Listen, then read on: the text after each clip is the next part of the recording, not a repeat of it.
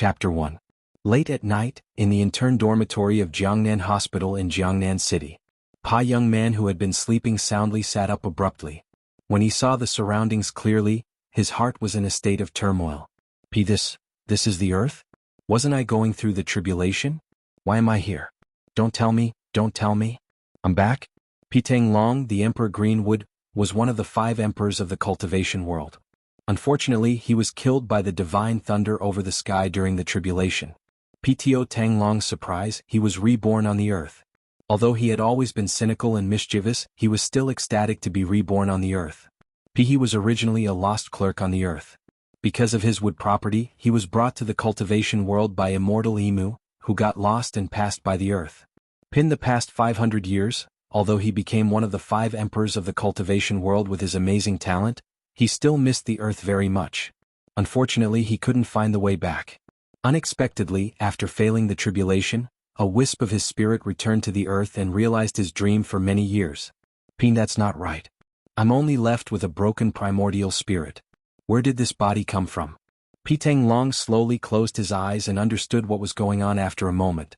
Under the divine thunder over the sky, a wisp of his spirit broke through the void and returned to the earth. Unconsciously, it completed the integration with the owner of this body.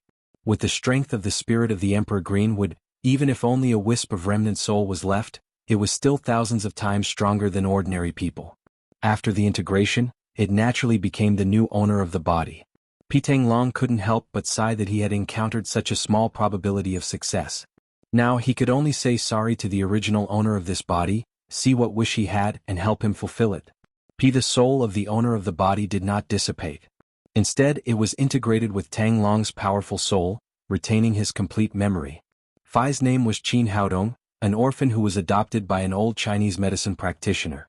Now he was a 4th-year student of Jiangnan Medical College and was doing an internship here during the vacation.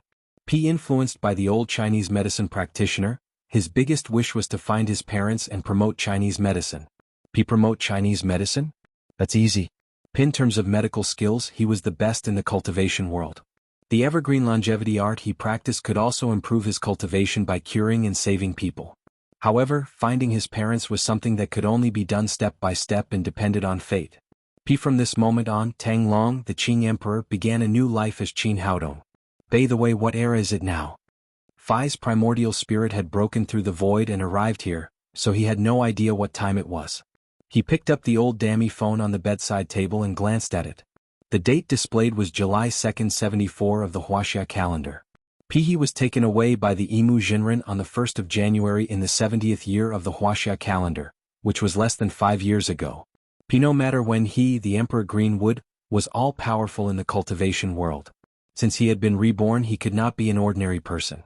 However, now that his cultivation base and magic treasures were gone, he would have to start all over again. He would have to hurry up and cultivate.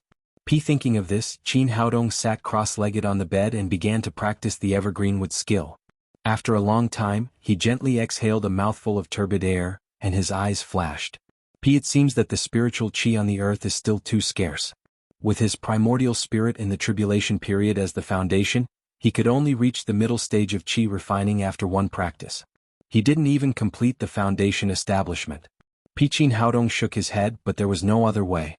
He could only be patient and take it slow. At this moment, the dummy phone next to him rang. He took a look and found that it was a call from Ma Guoqiang, the chief physician. This guy was famous for being greedy and lustful in the hospital. Yesterday he intended to molest a female intern in the office, and Qin Haodong happened to see him. He must be up to no good when he called today. Thinking of this, Qin Haodong still pressed the answer button.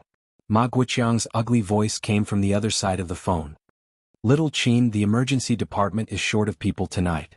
You can work overtime. Qin Haodong said, Director Ma, I just worked 2 shifts. I should rest today. It's okay for young people to do more work. You should be worthy of the internship opportunity given by the hospital. I will write a good comment for you.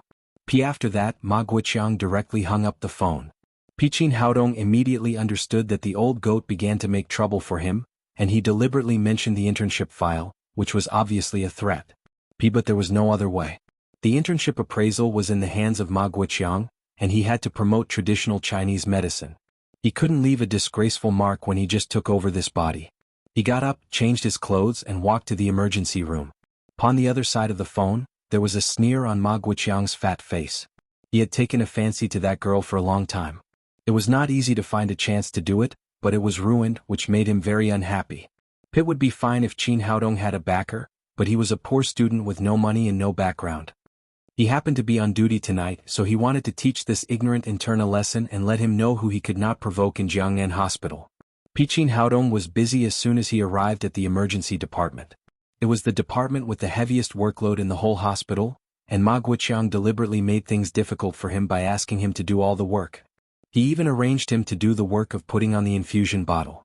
Looking at Qin Haodong who was busy, Ma Guoqiang felt very proud.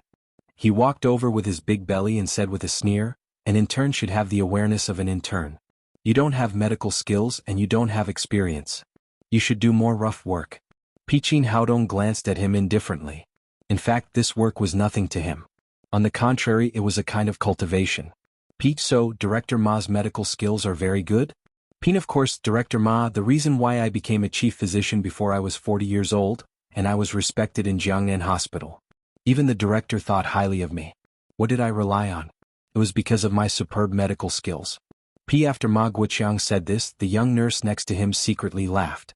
His medical skills were far inferior to his ability to flatter. Even the hospital's sweeping floor knew this. The reason why he could get the position of chief physician had nothing to do with his medical skills. It was because of his teacher, Zhang Tianhe. Zhang Tianhe was the leading medical expert in Jiangnan City.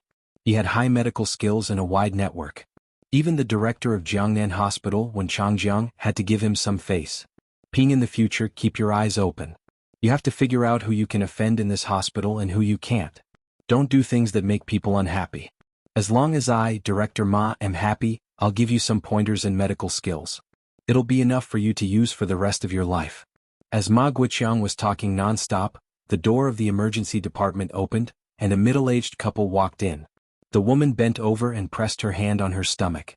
Her pale face looked extremely painful. With the help of the middle-aged man, she staggered in. Doctor, please take a look. My wife's stomach hurts badly, the middle-aged man said anxiously. Don't worry, I'm here. It'll be fine. Ma Guoqiang put on the air of a famous doctor and asked, "When did it start?" The middle-aged man replied, "Just now." She suddenly had a stomachache after eating. Ma Guoqiang asked a few more questions. Then, while filling out the prescription form, he said to the young nurse, "Acute gastroenteritis. Prepare the infusion immediately. Doctor, please hurry up. My wife can't take it anymore. Take this to pay and get the medicine. Gastroenteritis is very easy to treat. She'll be fine after an infusion." Ma Guoqiang handed the prescription form to the middle-aged man. The middle-aged man took it and was about to pay in a hurry. At this time, Qin Haodong shouted, "Wait a minute. Doctor, what's the matter?" The middle-aged man asked in surprise. Don't go. Your wife doesn't have gastroenteritis at all." As soon as Qin Haodong said this, everyone's face changed. Ma Guoqiang's face immediately became gloomy. Qin Haodong, do you know what you're talking about? Of course I know. Qin Haodong smiled playfully and said, "I'm saying, Director Ma, who is highly respected in Jiangnan Hospital, even the director has to look up to you. You've misdiagnosed the patient. The patient doesn't have gastroenteritis at all." Misdiagnosis? Nonsense. The patient's symptoms are acute gastroenteritis. How could I misdiagnose? Ma Guoqiang shouted angrily. Seeing that the two doctors had different opinions, the middle-aged man was a little flustered and said anxiously, "Doctor, who should I listen to?" Qin Haodong said, "Your wife has heart disease, not gastroenteritis at all. Qin Haodong, don't forget who you are." Ma Guoqiang then said to the middle-aged man, "Don't believe his nonsense.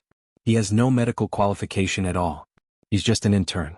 I'm the hospital's expert and chief physician, and your wife does have acute gastroenteritis." While he was talking, the middle-aged woman suddenly fell to the ground with a thud. Her face became even paler and her body began to twitch slightly. White foam kept coming out of her mouth. Ma Guoqiang could no longer speak. At this time, even if he was stupid, he could see that the middle-aged woman's symptoms were heart disease, not gastroenteritis. Doctor, what should we do? The middle-aged man suddenly panicked and looked at Ma Guoqiang anxiously. It's heart disease. Hurry up and transfer. Ma Guoqiang was a little flustered. If the woman died of a heart attack in the emergency room because of his misdiagnosis, he would definitely be responsible. Ping, it's too late. Qin Haodong took out a needle bag from his pocket and opened it, revealing hundreds of silver needles. He quickly inserted more than a dozen silver needles into the major acupoints on the woman's chest. He had learned traditional Chinese medicine since he was a child, and silver needles were a necessary thing to carry with him.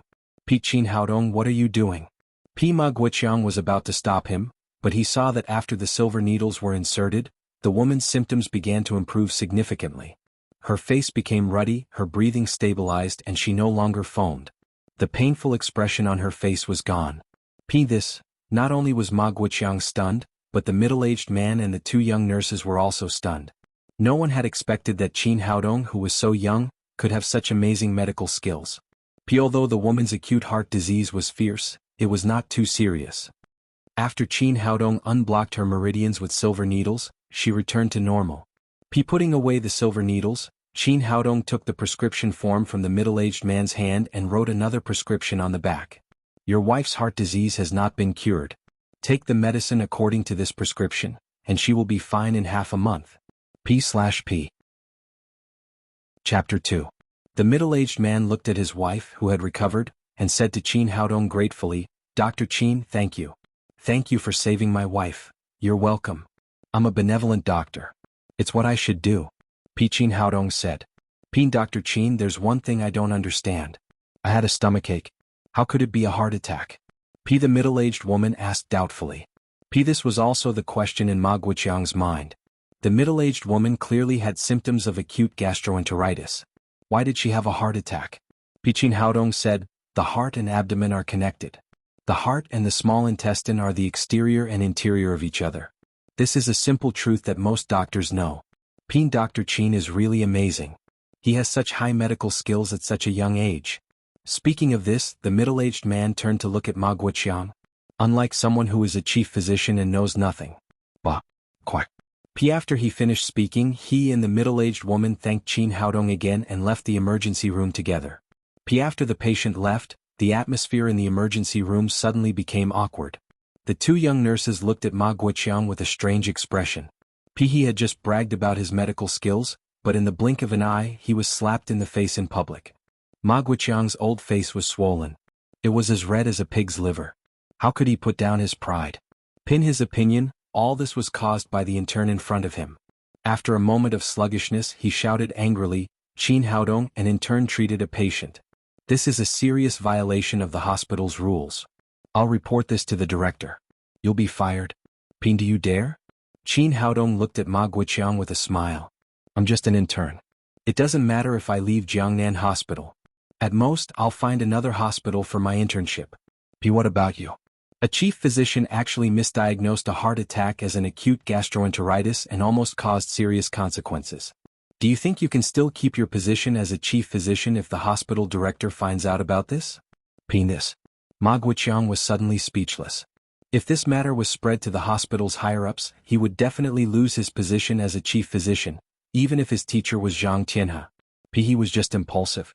Now that he had calmed down and regained his senses, he really didn't dare to report it to the higher-ups.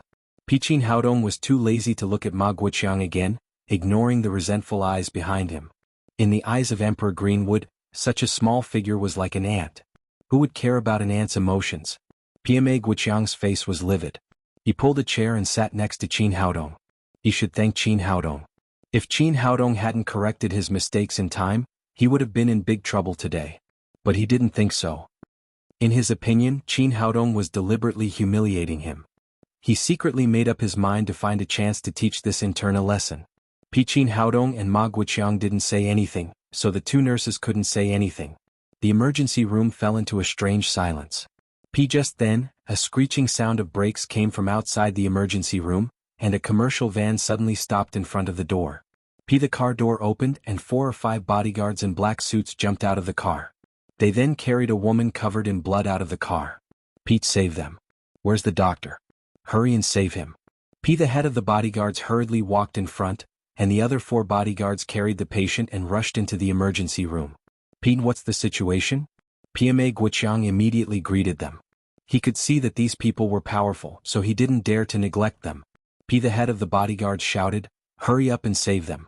If anything happens to our president, you will all be in serious trouble. Pat this time, Ma Guiqiang saw the badge on the collar of the bodyguard's suits. There was a line of small characters on it, Security Department of Lin's Group. He was suddenly shocked. Lin's Group was the leading financial group in Jiangnan City, and its chairman was the famous Lin Ziyuan. So the injured person was Lin Ziyuan's daughter. Lin's Group not only had strong assets, but also had a strong background. It donated a lot of medical equipment to Jiangnan Hospital every year. After figuring this out, Ma Guiqiang quickly told the nurse next to him, "Hurry up and send the patient to the ICU for examination. I'll contact the teacher right away." For people with special identities, the hospital was extremely efficient. In less than 20 minutes, all the examination results of the injured were placed in front of Ma Guiqiang. Looking at the results of the examination, Ma Guiqiang was shocked. The patient's condition was too serious. Both legs were comminuted, 4 or 5 ribs were broken, and one of the broken bones had penetrated into the lobe of the lung. It was a miracle that he was still alive. "How is the president?" the head of the bodyguards asked with concern. "The situation is very serious. We must operate immediately." "What are you waiting for? Why don't you hurry up?" The head of the bodyguards said angrily. "Be surgery? I also have to have that ability." Ma Guiqiang was very clear about his own ability. With such a serious injury, even Zhang Tianhe could only have a 20% chance of success. Of course he didn't dare to say these words. He wiped the cold sweat on his forehead and said, "The patient's injury is too serious, and the operation is extremely complicated. I'm afraid the chance of success here is not high. I suggest transferring to another hospital." Transfer to another hospital? The head of the bodyguards almost went crazy. He roared with blood-red eyes, "This is the best hospital in Jiangnan City. Where else can we transfer to? The imperial capital's chances should be higher." Ma Guiqiang said, trembling. "Capital? Are you king idiot? Don't you know how far it is from Jiangnan City to the capital?" The head of the bodyguards flew into a rage. If he hadn't been counting on Ma Guiqiang to save the patient, he would have beaten him. Ma Guiqiang said quickly, "Don't get excited. I've already informed my teacher. He'll be here soon. There must be a way." This time he was complaining in his heart. His luck tonight was really bad. Why did he encounter such bad luck one after another? After he finished speaking, the head of the security guards just calmed down a little. At this time, the patient on the bed suddenly began to cough violently, and then spit out large mouthfuls of blood foam from her mouth. Then the monitoring equipment next to her made a harsh alarm. Qin Haodong had been watching quietly. At this time he also frowned. The woman in front of him was seriously injured. Her vitality had begun to decrease, and her vitality was slowly dissipating. If she didn't get treatment soon, she would die.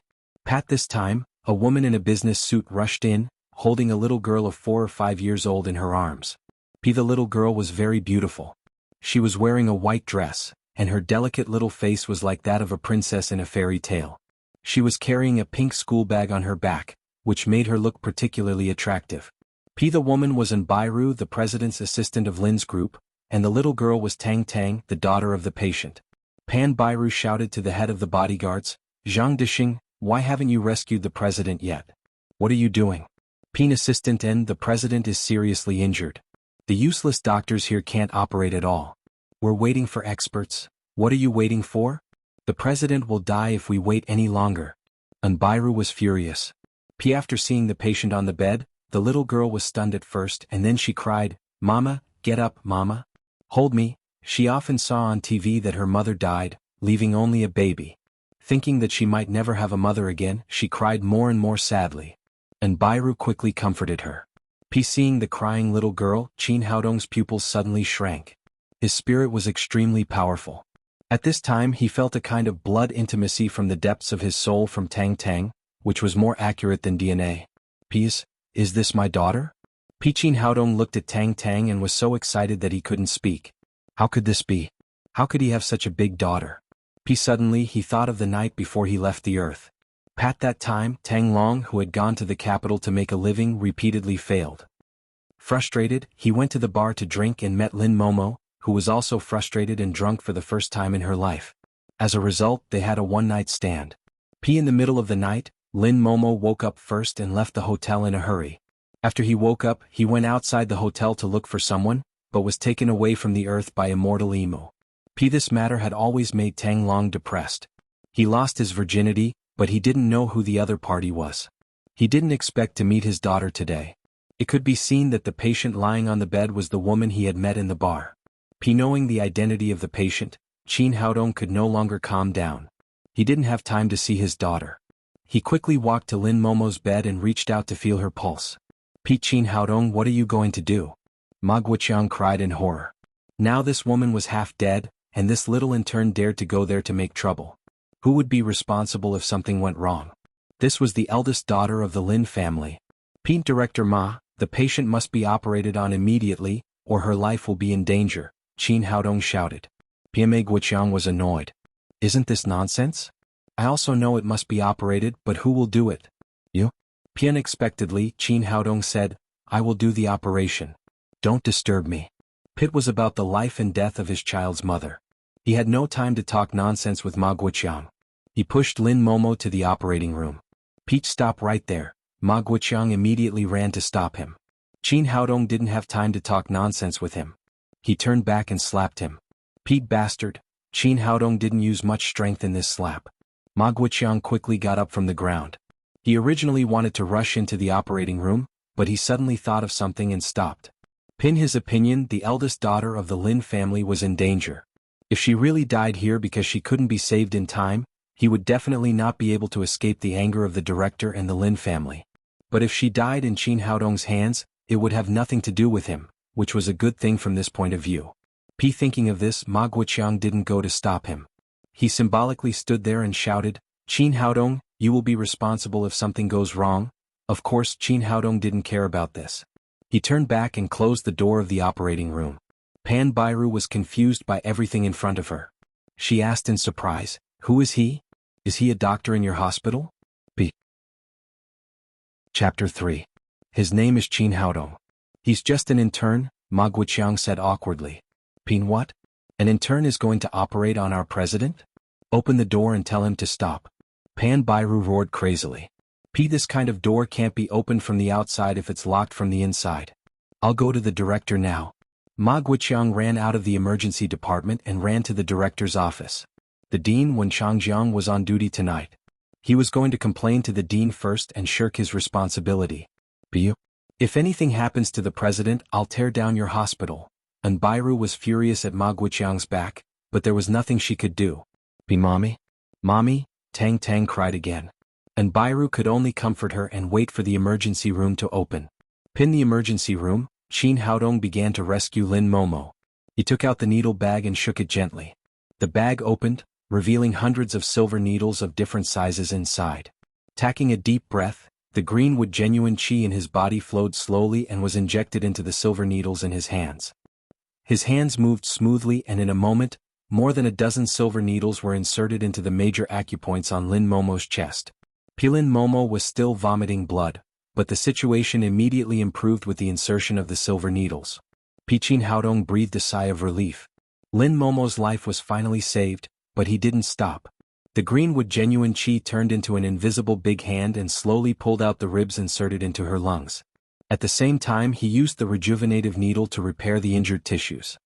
After the ribs were connected, he reconnected the broken bones in her legs. A large amount of greenwood genuine qi was injected into Lin Momo's body to promote the rapid healing of the wounds. After all this was done, the instruments next to him stopped beeping, and all the indicators slowly returned to normal. Qin Haodong breathed a sigh of relief. Finally, he brought the child's mother back from the gates of hell. After the initial emergency treatment, Qin Haodong raised his hand and pulled out all the silver needles from Lin Momo's body. Then he took out a silver needle and inserted it into the dantian acupoint on her lower abdomen. Lin Momo's treatment was only the first step. She was not completely out of danger, and the injured tissues had not been completely repaired. His silver needle contained the essence of the greenwood genuine qi, which could constantly help her recover. After doing all this, Qin Haodong hurried to the emergency room. The child's mother was fine, but the child was still crying outside. Pan Bairu was anxiously guarding the door of the emergency room when she suddenly saw the door open and the intern walk out. After Qin Haodong came out, Zhang Dishing and the others immediately surrounded him. And Bairu cried, "What did you do to the president?" "I'm fine now." While speaking, Qin Haodong's eyes were fixed on Tang Tang. At this moment he only had eyes for his daughter. Pin, are you all right now? Unbairu didn't believe it at all. She hurried into the emergency room with Tang Tang in her arms, and Chin Haodong followed closely behind. Pilin Momo was lying peacefully on the sickbed. Except for the blood stains on her body, she looked no different from sleeping. If the instrument next to her hadn't shown normal, she would have thought that Chin Haodong had killed Lin Momo. Pan Bairu couldn't believe her eyes. She had seen Lin Momo's appearance just now. She was basically half dead. How could she be fine in the blink of an eye? Moreover, the door of the emergency room had only been closed for more than 10 minutes. No matter how good Chin Haodong's medical skills were, it was impossible for him to cure such a serious injury in such a short time, unless he was an immortal. Pin, did you really cure the president? Pan Bairu asked subconsciously. Pin, yes, Miss Lin is fine now, Chin Haodong replied. Pete, great. Great. P, the little fellow understood the conversation between the two and immediately applauded happily. I'm so happy. I can still have mama. P, looking at the happy Tang Tang, Chin Haodong said to Unbairu, Missin, can I hold her? Pin, well, Unbairu hesitated. She shouldn't let strangers get close to Tang Tang, but Chin Haodong saved Lin Momo, and he didn't look like a bad guy. P, Missin, I just like children very much. Let me hold her. P, Chin Haodong said with a longing look. P, brother? Brother. P, Tang Tang, who had been crying just now, took the initiative to stretch out her two chubby little hands to Chin Haodong. Pan Bairu was slightly surprised. She knew that Tang Tang was very picky and rarely let strangers hold her. She didn't know why she had such a good impression of the young man in front of her. She looked at the bodyguard standing at the door and felt that nothing would go wrong, so she handed Tang Tang over to Chin Haodong. Pin, daughter, Chin Haodong cried in his heart, and then he held Tang Tang tightly in his arms. A feeling of flesh and blood welled up in his heart. He had been playing in the human world for 500 years and never thought that he would have a daughter. At this time he was no longer the all-powerful Emperor Greenwood, but a father who doted on his daughter. P, big brother, you're so handsome. P, Tang Tang reached out her two little hands to hold Chin Haodong's cheeks and said. P, not brother, it's uncle. P, Chin Haodong corrected Tang Tang. It was a big gap for his daughter to call him brother. P, but mama said that a man with a beard is an uncle, and a man without a beard is a brother. You don't have a beard, so shouldn't I call you brother? P, well? Chin Haodong was speechless. This body was good, but it was too white and tender, and the beard was a little light. P, you can't count it like that. You should call me uncle. P, all right then, handsome uncle. P, what's your name? Chin Haodong asked. P, Tang Tang. P, hearing his daughter's name, Chin Haodong's heart warmed. With the power of the Lin family, it was not difficult to find out his identity. What was rare was that Lin Momo let her daughter take his surname. Pete, handsome uncle, did you save mama? The little fellow asked, holding Chin Haodong's neck. Ping, yes. Because she is my mother, I had to save her, Chin Haodong said intimately. P, then why did that person stop you and not let you save mama? Ping, because he is an idiot. He couldn't save mama, so he thought that uncle couldn't either. Ping, idiot. Big idiot. Tang Tang giggled. Handsome uncle, why can you save mama? Are you a miracle working doctor? Ping, yes, I'm a miracle working doctor. P, Chin Haodong nodded. In the cultivation world he was a famous medical sage. No one could be more worthy of the word miracle-working doctor than him. P, uncle, you are so awesome. Can I call you Uncle Miracle-working doctor from now on? Peen, of course. Pete, Uncle Miracle-working doctor, when can mama talk to me and send me to kindergarten again? Pete, tomorrow mama will talk to me tomorrow morning and send me to kindergarten. Peen, great, thank you, Uncle Miracle-working doctor. The little fellow said and kissed Chin Haodong on the cheek. P, oh my god, my heart is beating so fast. P, Chin Haodong smiled like a flower. He was not so excited when he kissed the empress. His daughter's kiss was more precious than anything else. P, after calming down he said, well, let's go out and let mama have a good rest, okay? P, okay, let's go out to play and let mama have a good sleep. P, Chin Haodong carried her out of the emergency room. The father and daughter played games at the door. In the director's office, Ma Guoqiang was standing in front of the director, Wen Changjiang, panting. Pindine, something big has happened. Wen Changjiang frowned and asked, why are you so flustered? What's going on? P, the new intern in our hospital made a big mistake. Ma Guoqiang briefly told the story, emphasizing how Chin Haodong ignored his advice and forcibly operated on Lin Momo. Pin, what? You said the intern was operating on the young lady of the Lin family? Wen Changjiang was originally sitting steadily, but when he heard this, he immediately stood up. Although he was the director of the hospital, He could not afford to offend the Lin family. If Lin Momo was really killed by the intern in Jiangnan Hospital, he would be in big trouble. He would not be able to bear the anger of the Lin family. Yes, the intern is called Qin Haodong. He admired my medical skills very much and wanted to learn from me, but I didn't agree. Who knew that this guy would not leave the emergency room? Later, he became crazy and insisted on operating on Miss Lin. Why didn't you stop him? Wen Changjiang said angrily. Director, I did stop him, but that guy was a barbarian. He didn't listen to me and hit me. Ma Guoqiang pointed to the palm print on his face and said, Director, I have been a doctor for more than 10 years, but I have never seen such an unruly intern. He is obviously trying to harm our hospital. We must deal with him seriously. Pete, don't talk nonsense. Go to the emergency room now. Wen Changjiang rushed out of the office and Ma Guoqiang followed him. There was a trace of complacency at the corner of his mouth. Looking at Wen Changjiang's angry expression, he had successfully put the blame on Qin Haodong. Little in turn dared to make trouble for him again and again.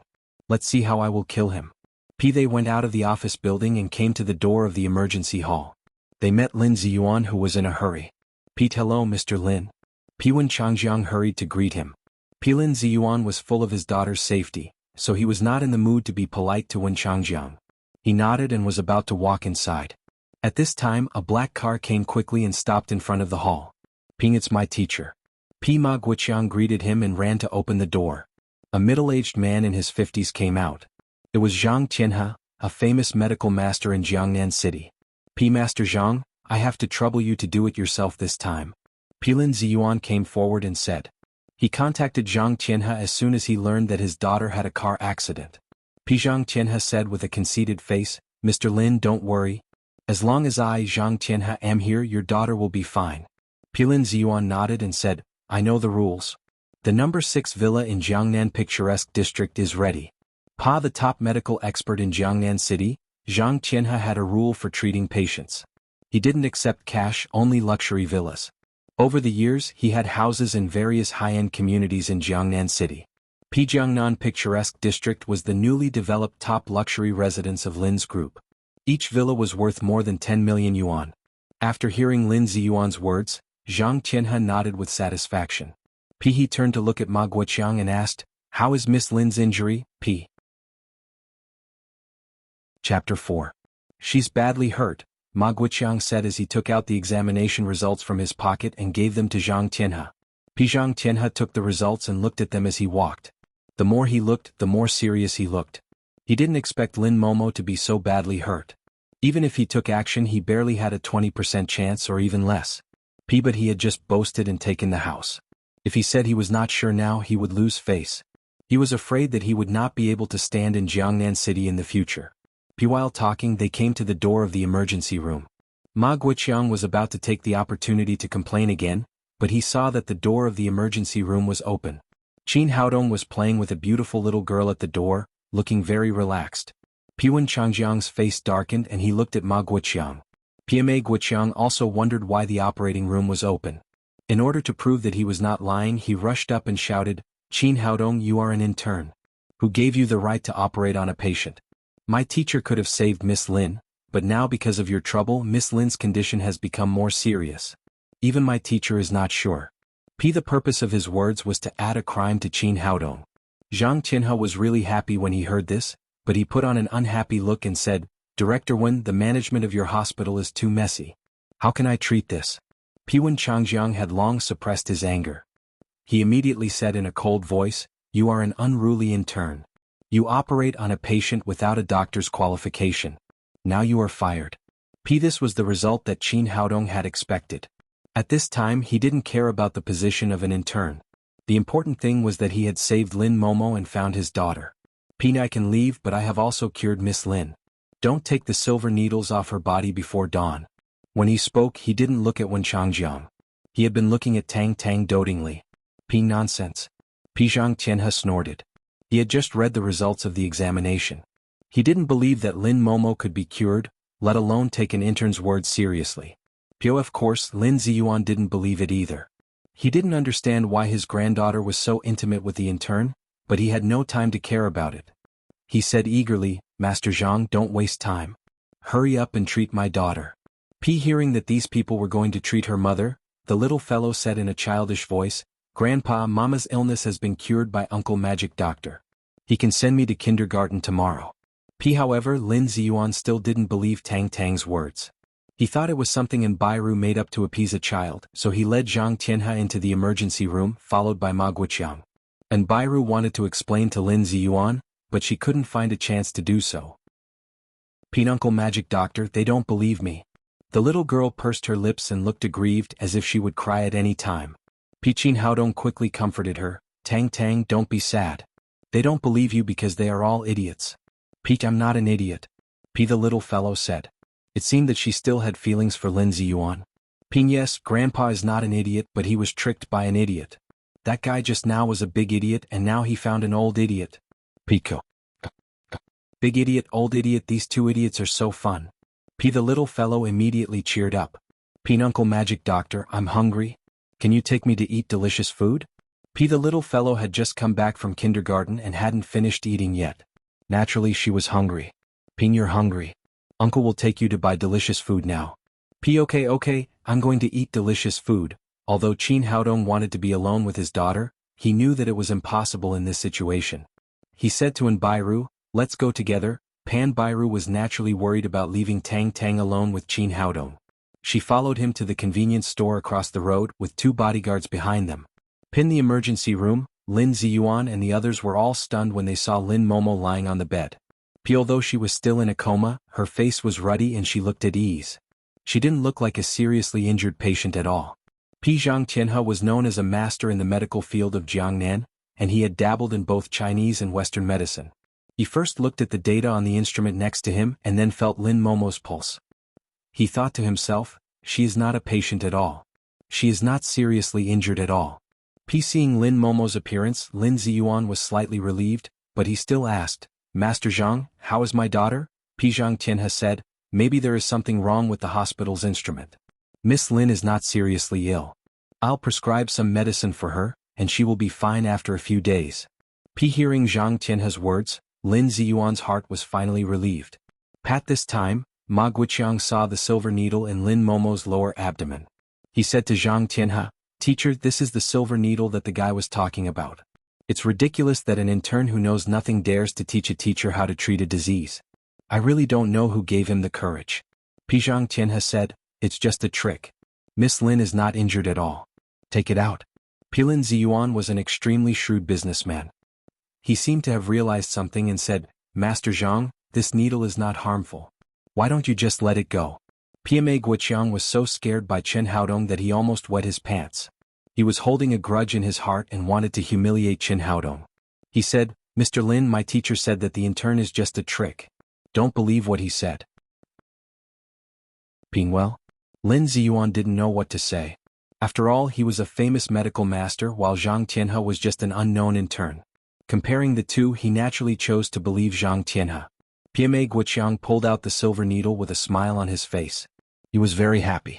An intern also wanted to be in the limelight, but he wouldn't let him. But as soon as he took his hand back, he saw Lin Momo's face quickly turn pale, and the instrument next to her made a shrill alarm. Ma Guoqiang was shocked. How could this be? Bastard, what did you do?" Lin Ziyuan grabbed Ma Guoqiang's collar and scolded him. "Mr. Lin, let me go first." Ma Guoqiang looked at Zhang Tianhe in panic and said, Teacher, please think of a way." Zhang Tianhe rushed forward to check her pulse again. This time he frowned more and more. Her pulse, which was very stable just now, was now in a mess. Her life could be in danger at any time. What was worse was that he couldn't see what the problem was at all. Zhang Tianhe, what the hell is going on? Seeing his daughter's life in danger, Lin Ziyuan was like an angry lion. Well, Zhang Tianhe couldn't explain. He turned his head and saw Ma Guoqiang. He shouted, "You bastard, what the hell did you do?" Teacher, it's not my fault. You asked me to pull out the needle," Ma Guoqiang said in panic. Zhang Tianhe slapped Ma Guoqiang's face and scolded, "Bastard, how dare you talk back to the teacher? I was just testing your medical skills. I didn't expect you to pull out the needle before I could react. With your level, you don't deserve to be a doctor." Ma Guoqiang was shocked. He immediately understood that the old guy didn't want to take responsibility. He was playing the trick of throwing a pawn to save a chariot. He didn't care about the relationship between master and disciple. He shouted, Old guy, it was you who asked me to pull it out. How can you blame me? P, you're a traitor. Seeing the two of them quarreling endlessly and shifting the blame to each other, Lin Zion wanted to kill them. He already understood that it was the young man who had just saved his daughter. Now it was ruined by these two idiots. Pete, shut up. If anything happens to my daughter today, both of you will be buried with her. Zhang Qianhe trembled with fear. He had treated many senior officials over the years and had a close relationship with some of the top figures in Jiangnan City. However, these were nothing in the eyes of Lin's group. If Lin Ziyuan wanted to kill him, it would be easier than killing a chicken. PMA Guoqiang also realized that he was in big trouble. He said in panic, How about I put the needle back? Lin Ziyuan slapped him in the face. Do you know where to put it? Although he didn't know medicine, he knew that the needle couldn't be inserted randomly. Pat, this time, when Changjiang pulled Lin Ziyuan away and advised, Mr. Lin, calm down. The top priority is to save Miss Lin. Lin Ziyuan kicked Ma Guoqiang away and said with annoyance, There's no way to save these two good-for-nothings. How can we save her? Pete, they can't, but someone can. Get the intern back. He must have a way. When Changjiang had been watching coldly. As the dean, he had basic eyesight. He had already understood what was going on. Now, if they wanted to save Lin Momo, they could only ask Qin Haodong back. There was no other way. Lin Ziyuan also thought of this and quickly said, Yes. I'll send someone to call him back now. PMA Guoqiang stepped forward and said, I'll go and get him back. Before Lin Ziyuan could speak, he turned and ran out. He was not stupid. He didn't think that Lin Ziyuan was just joking. If Lin Momo really died, Zhang Tianhe might be able to save his life because of his connections in Jiangnan City, but he was nothing. There was only a dead end. Now, if he wanted to live, getting Qin Haodong back was his only chance. Qin Haodong and Bairu went to the convenience store opposite to buy some snacks. As soon as they walked to the gate of Jiangnan Hospital, they saw Ma Guoqiang running toward them. Little Qin, I was wrong. I was a snob. I was narrow-minded. I shouldn't have been jealous of your medical skills. Please save me. Ma Guoqiang knelt in front of Qin Haodong, slapping himself and begging bitterly. In the face of the threat of life, he no longer cared about his face. He was afraid that Qin Haodong would not treat Lin Momo, and he was in a hurry, so he knelt as soon as he came. What's going on? I haven't seen him for a while.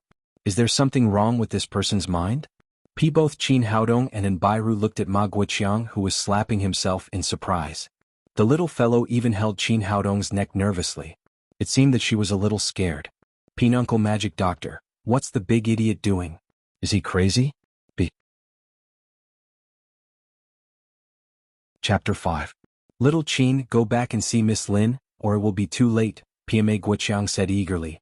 It was about his life and future, so he had to be anxious. What did you say? Qin Haodong asked. Miss Lin's condition is very bad. Her life is in danger. Go and see her. How could this happen? What did you do? Qin Haodong asked coldly. He knew Lin Momo's condition very well. As long as the silver needles were not pulled out, she would be fine. Don't blame me. Zhang Tianhe asked me to pull out the needles, bastard. Before Ma Guoqiang finished speaking, Qin Haodong kicked him in the lower abdomen. The kick was so powerful that his short and fat body flew high like a ball and then fell into the flower garden 7 or 8 meters away. The big idiot is flying. It's fun to kick a ball. Tang Tang clapped her hands excitedly. Knowing that Lin Momo was in danger, Qin Haodong didn't care about anything else. He handed the little fellow to Bairu and rushed to the emergency room. Oh my god, how could he be so fast? Bairu was shocked by Qin Haodong's speed. She realized that the young man in front of her was not ordinary, so she rushed over with Tang Tang in her arms. Seeing that Lin Momo's condition was getting more and more dangerous, Lin Ziyuan was so anxious that he kept walking on the ground like an ant on a hot pan.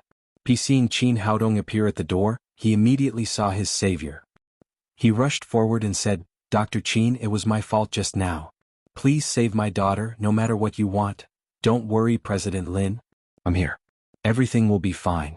Before Lin Ziyuan finished speaking, Qin Haodong had already come to Lin Momo's bed.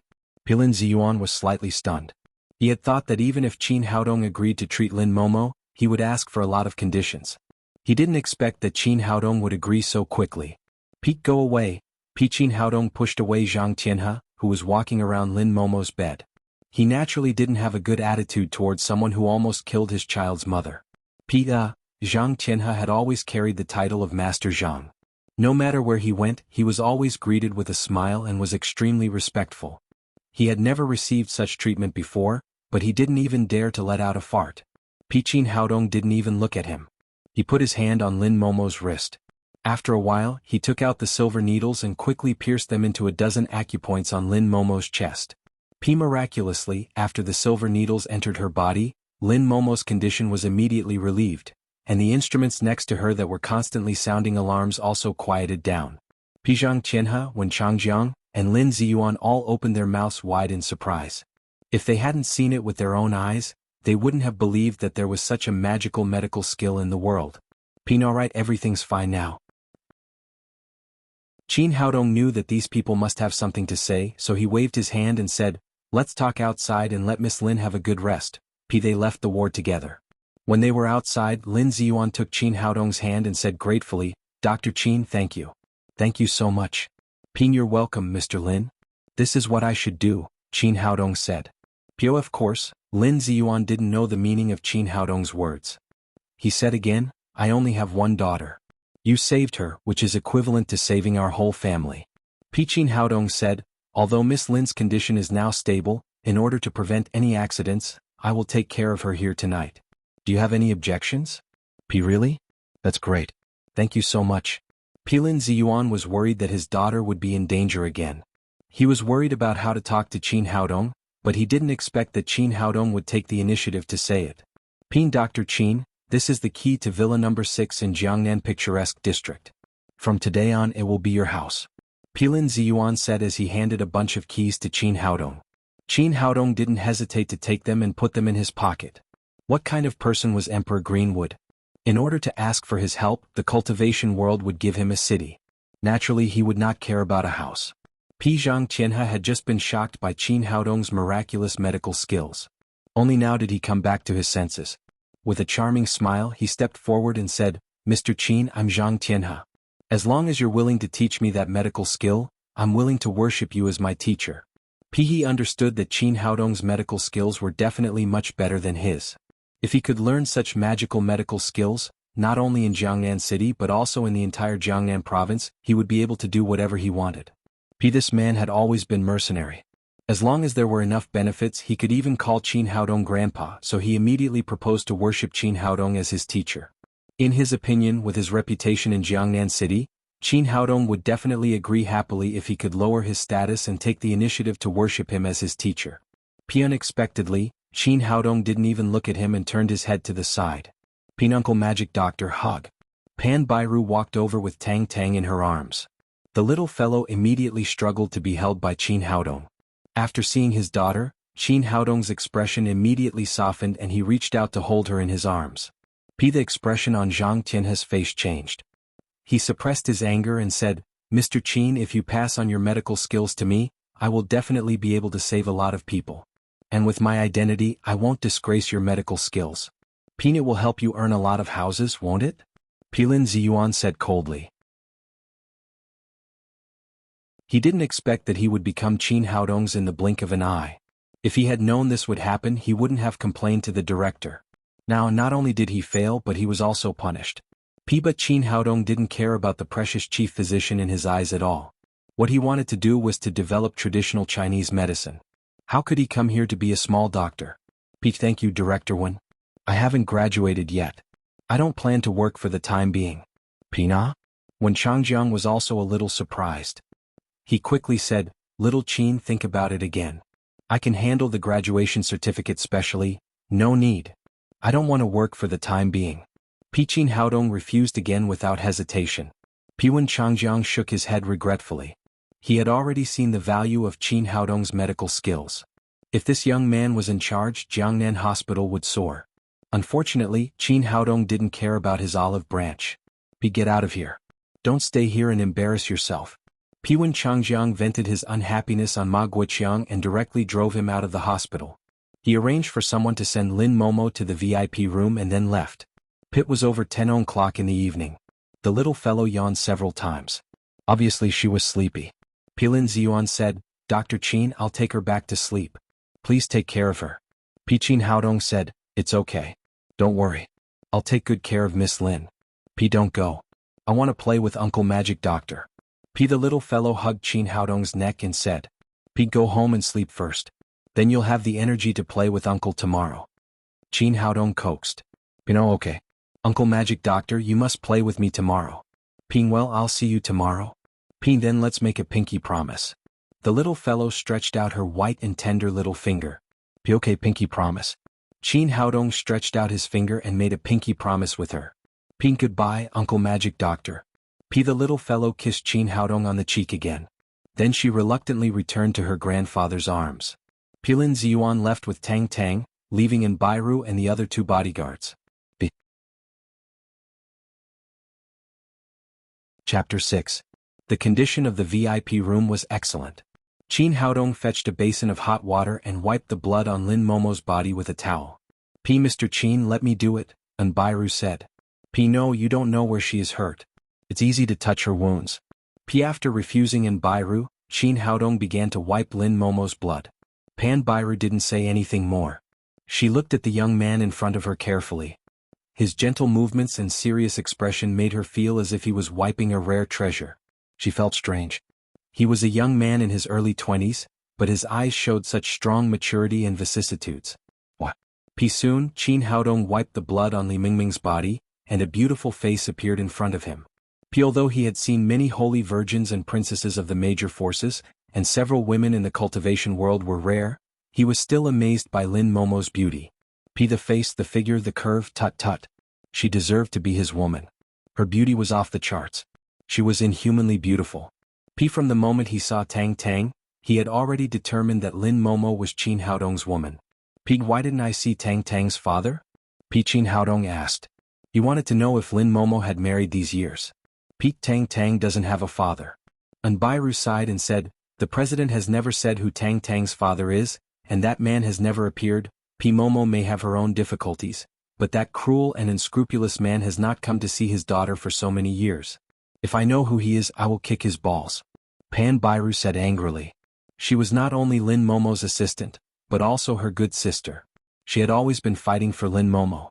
Pinahem, ahem. Qin Haodong coughed and almost choked on his own saliva. Pin Dr. Qin, are you okay? And Bairu looked at him in surprise and asked. P. I'm fine. I'm fine. Qin Haodong subconsciously clamped his legs and changed the topic. Miss Lin is such a good woman. There should be many people pursuing her. Didn't she remarry? P. Never. Momo may have been hurt by that heartless man. Since she had Tang Tang, her temperament has changed greatly. She is cold to everyone. Not to mention marriage, she has not even had a boyfriend. P. Qin Haodong felt relieved, and at the same time he felt infinite pity for Lin Momo who was lying on the sickbed. P. He asked again, what happened today? How did Miss Lin get hurt? P. This was the question in his heart. With Lin Momo's identity and the bodyguards around her, such a serious car accident should not have happened. Pan Bairu said, after work I went to the kindergarten with the president to pick up Tang Tang. When we were crossing the road, a black car without a license plate suddenly rushed over and hit Momo. P. Qin Haodong frowned slightly and said, have you found the driver who caused the accident? P. No, the car didn't stop after it hit them. It sped up and fled. I didn't think it was an ordinary traffic accident. I was afraid that Tang Tang would have another accident, so I asked Zhang Debiao and the others to take our president to the hospital first while I went to pick her up.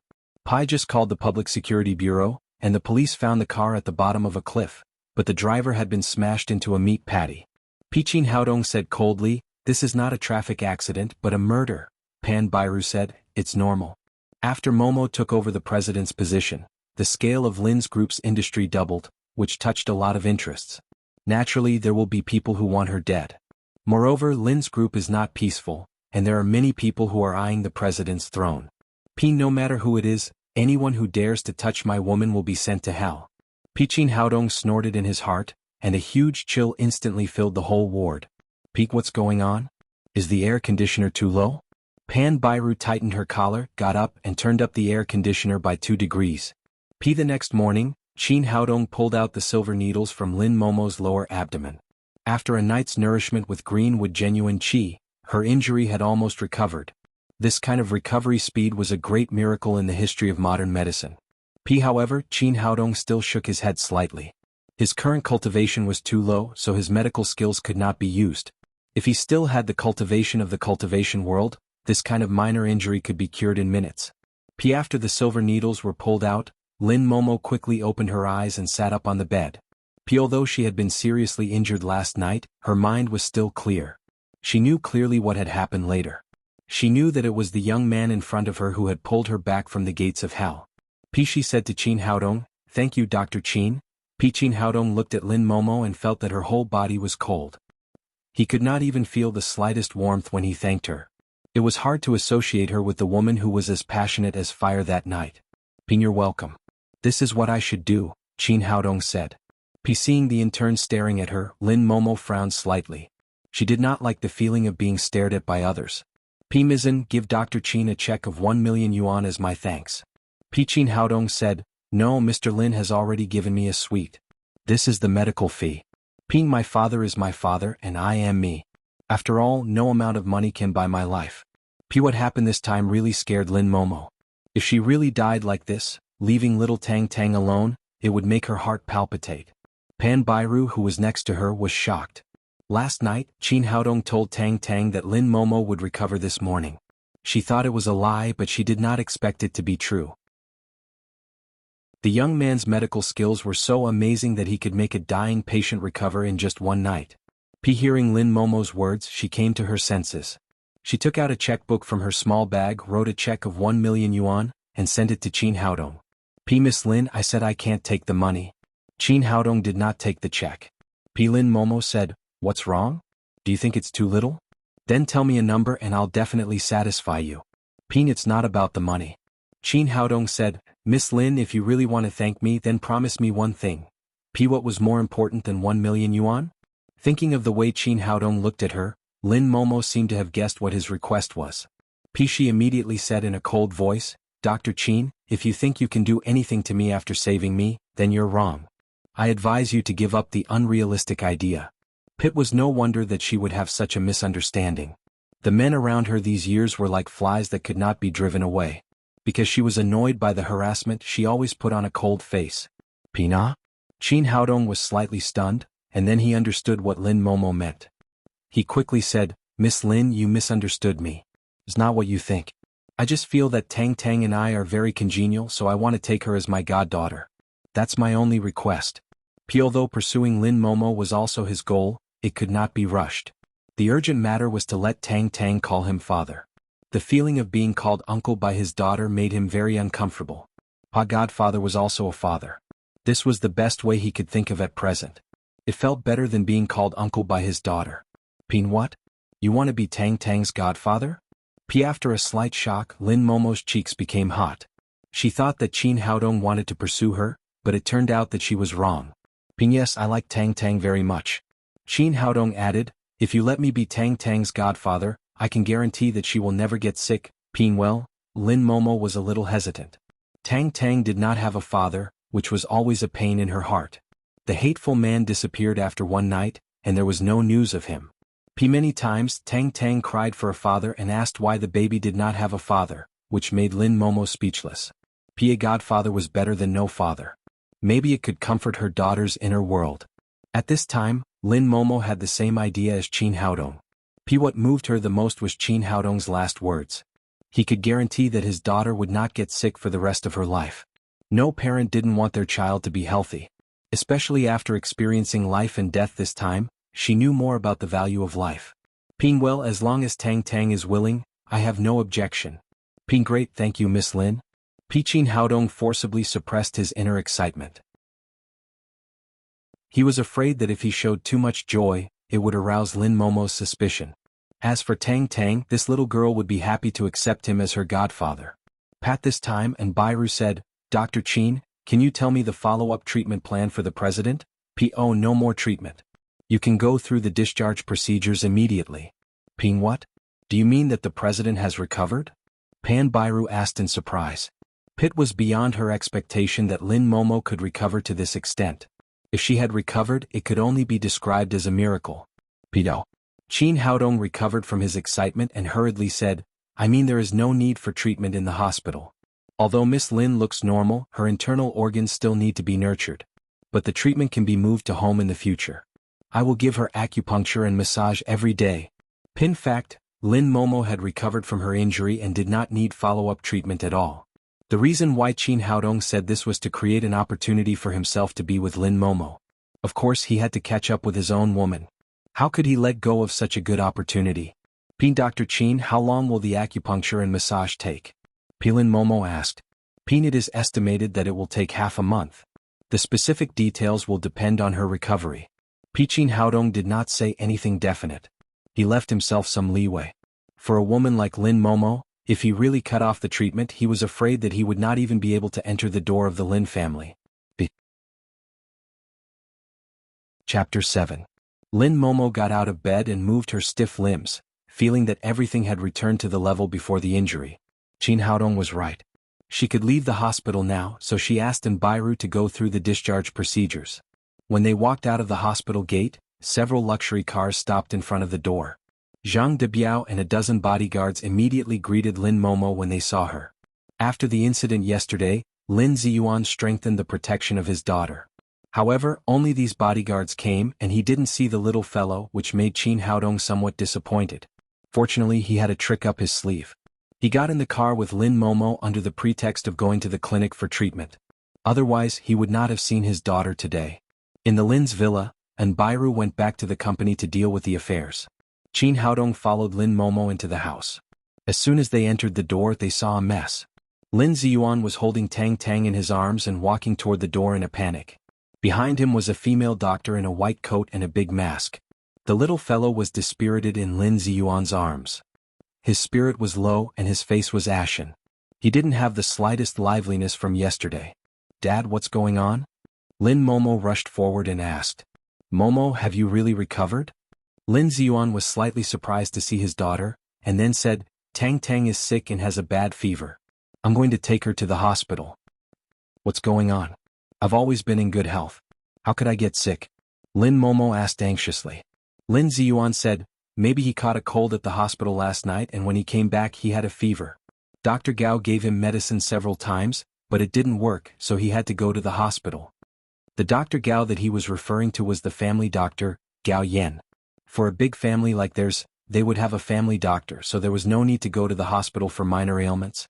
Gao Yan stepped forward and further explained to Lin Momo, Miss Lin, I've just given Tang Tang the best antipyretics and the most advanced antibiotics, but they didn't work. Now Tang Tang has a high fever of 39.5 degrees Celsius. I suspect she's infected with a new virus. It's not something that our family's medical conditions can treat. We'd better go to the hospital for a blood test to confirm the diagnosis as soon as possible. What? You gave Tang Tang antibiotics? Don't you know antibiotics are harmful to children? Qin Haodong was furious when he heard this. The little fellow was his life. He could not allow any harm to come to him. Are you questioning my medical skills? I treated her in advance according to the most advanced treatment plan in M country. Gao Yan noticed Qin Haodong behind Lin Momo and asked coldly, Who are you? Do you know medicine? What right do you have to doubt me? Lin Momo explained, Sister Gao, this is Dr. Qin Haodong. Gao Yan had always been cold and arrogant. Seeing that Qin Haodong was about 20 years old, she didn't take him seriously at all. She said disdainfully, Miss Lin, you know my medical skills. Not any doctor can question me. At this time the exhausted little fellow heard Qin Haodong's voice. She struggled to open her eyes and cried weakly, Dr. Magic, help me. I'm so uncomfortable. I may die. Lin Momo was the current president of Lin's group. Her injury was highly confidential, so Gao Yan did not know about it. Hearing the little fellow call Qin Haodong Uncle Magic Doctor, her expression became even more disdainful. Dr. Magic, it's so funny. You can only fool children. Her voice was not loud, but everyone in the room heard it. Lin Ziyuan and Lin Momo's expressions changed slightly. They were afraid that Qin Haodong would get angry. Qin Haodong had no time to pay attention to this self-righteous woman. He took the little fellow from Lin Ziyuan's arms and said, Mr. Lin, leave Tang Tang to me. Her illness can't be cured even in the hospital. He had seen that the little fellow was not infected with a new virus at all. She was a weak child and the evil spirit in the hospital was strong. Last night she was contaminated with evil spirit and had a fever. If the evil spirit was not removed as soon as possible, it would cause great harm to her body. Dr. Qin, sorry to trouble you. Lin Ziyuan said politely. He now admired Qin Haodong's medical skills from the bottom of his heart. Gao Yin said loudly, "No, Mr. Lin, Tang Tang's situation is very dangerous now. She can't stand any more trouble. She must go to the hospital immediately. Dr. Gao, Qin's medical skills are very high. He can definitely cure Tang Tang," Lin Ziyuan explained. At this time, Qin Haodong had put Tang Tang on the sofa in the hall and took out the needle bag. His cultivation had not recovered much. If he had entered the foundation realm, he could have removed the evil spirit in his body with a simple incantation. But now he had to use acupuncture. "What? You're a Chinese medicine practitioner?" Seeing Qin Haodong take out the needle bag, Gao Yin immediately flashed between him and Tang Tang. She said to Lin Ziyuan and Lin Momo, "Mr. Lin, Miss Lin, Chinese medicine is a trick. Don't believe it. If you let him do this, Tang Tang will be hurt." Qin Haodong's face darkened. This woman was not finished yet. He said in a cold voice, "You're not qualified to question Chinese medicine. Get out of my way." Lin Momo stepped forward and said, "Sister Gao, don't worry. Dr. Qin's medical skills are really good. Miss Lin, I hope you respect science and don't be blinded by love. Tang Tang is still young. You can't hurt her because of your personal feelings." In her opinion, Qin Haodong was Lin Momo's new toy boy. The reason why Lin Momo believed this person was completely out of emotional consideration, not how good Qin Haodong's medical skills were. Lin Momo was also a domineering president in the company. At this time, being questioned by a small family doctor, her face suddenly darkened. "Dr. Gao, it's my right to choose who to treat Tang Tang. Please get out of my way." "No, I'm the family doctor.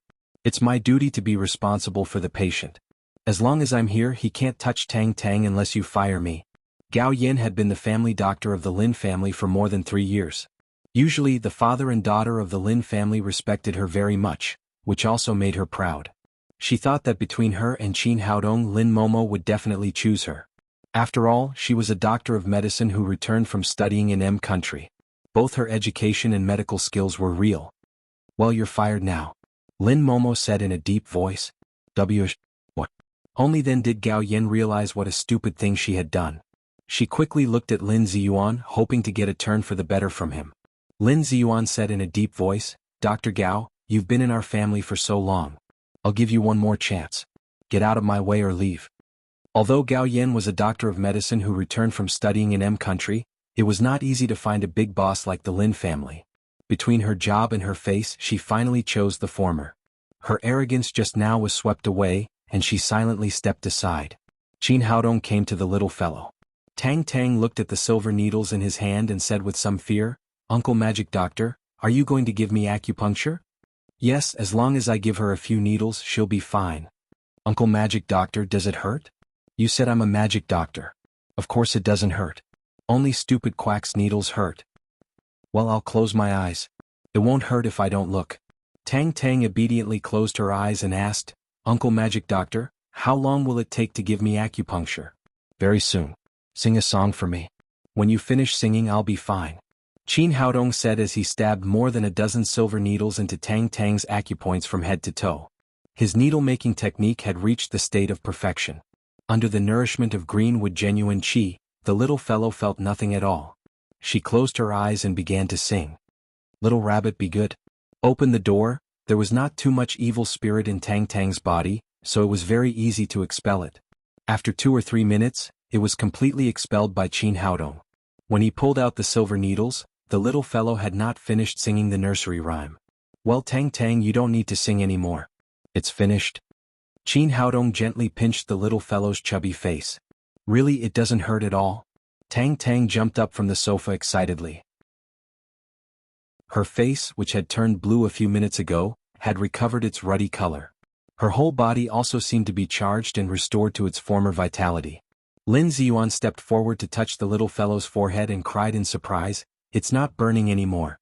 It's really not burning anymore." Although he knew that Qin Haodong's medical skills were magical, it was still far beyond his expectation that Tang Tang was cured so quickly. After all, the little fellow had been terribly hot in his arms just now. "Uncle Magic Doctor, you're really great. You cured me so quickly." The little fellow jumped up and down on the sofa excitedly. "Of course, you said that I'm a magic doctor." Qin Haodong smiled. "Uncle Magic Doctor, you can treat me alone when I'm sick in the future. Don't let Aunt Gao see me anymore." She gave me several injections. It hurts, but I'm still very uncomfortable. Gao Yin was stunned. After hearing Tang Tang's words, she came to her senses and said, "That's impossible. It must be the medicine I just gave you. Chinese medicine is all deceptive. It can't have such an effect." Qin Haodong turned his head, glanced at Gao Yin and said, "Have you studied Chinese medicine? I'm a doctor who studied abroad in M country. How could I learn deceptive tricks?" Gao Yin said disdainfully, "Do you know Chinese medicine? Why should I know that kind of thing?" Qin Haodong took 2 steps forward, stared at Gao Yin and said, "Are you out of your mind? You haven't studied Chinese medicine, nor do you understand it. You don't even know what it is. How can you say that Chinese medicine is deceptive?" "Well, my professor told me. He said that Chinese medicine is not scientific at all. It's completely superstitious and can't cure diseases at all." "You said that Chinese medicine can't cure diseases. Then how did you cure me?" Qin Haodong said with a cold face. At this time, a ball of anger rose in his heart. These people who didn't know what Chinese medicine was like to slander it. There was no evidence at all, but they still said it with confidence. "I've said that I must have cured Tang Tang. It has nothing to do with you. Only Western medicine is the right way and Western medicine is the most scientific." Chapter 8. What did you say? Gao Yin took 2 steps back subconsciously. "I said your mouth stinks. You know what I mean." Lin Ziyuan and Lin Momo didn't understand the real meaning of Qin Haodong's words. They thought Qin Haodong was angry and said that Gao Yin was rude and slandered traditional Chinese medicine. The little fellow jumped and cried, I know. Aunt Gao's mouth really stinks. Once she didn't wear a mask and it smelled like fart. I didn't want to eat." Only then did Lin Ziyuan and Lin Momo understand what Qin Haodong meant by bad breath, not bad words. They thought Gao Yin had been wearing a big mask because of the doctor's obsession with cleanliness. Now they knew it was to cover up her bad breath. Although children's words carried no harm, Gao Yin was still ashamed by Tang Tang's words. She wanted to find a hole to hide in. She was not like this when she was a child. She started to have this inexplicable bad breath in high school. In order to cure her embarrassing disease, she chose to go to medical school during the college entrance examination and later became a doctor of medicine in M country. Over the years she had seen countless famous doctors, but none of them could solve the problem of bad breath.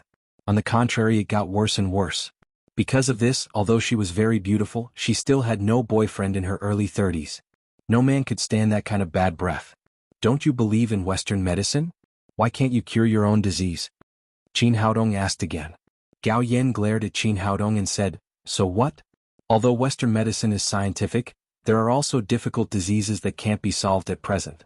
You can't deny Western medicine because of this." "Difficult diseases?"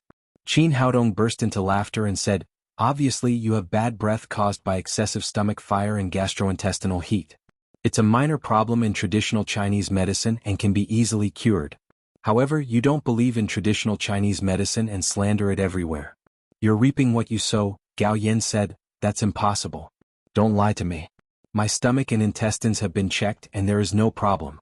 How can it be caused by gastrointestinal function? You don't know what traditional Chinese medicine is at all.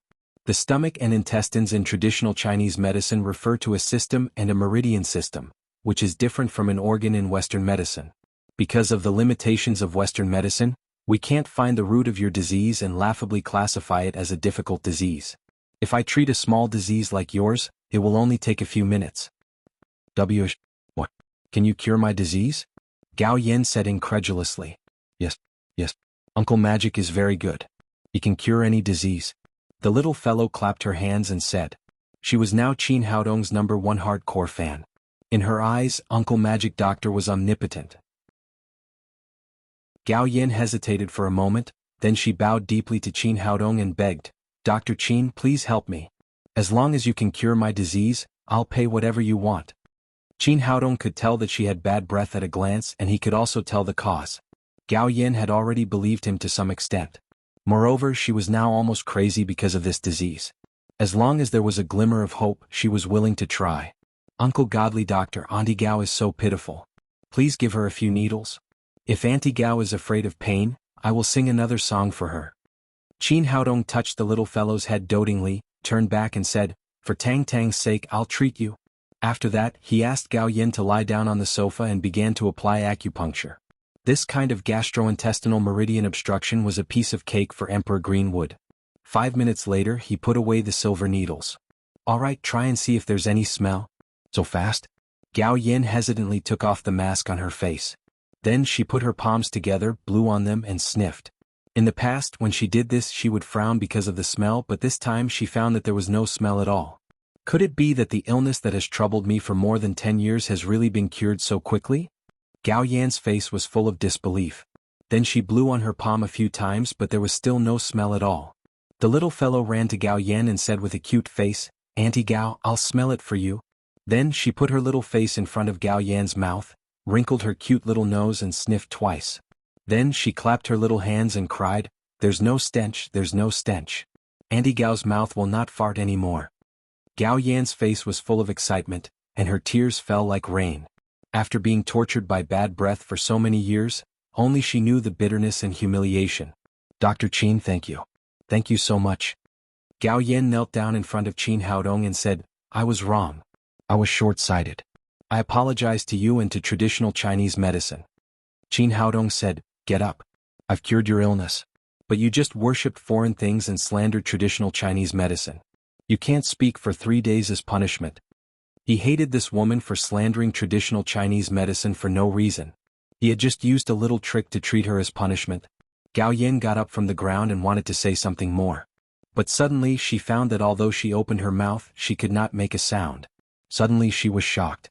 At this time, she realized that the magic of traditional Chinese medicine was far beyond the imagination of people like her who studied Western medicine.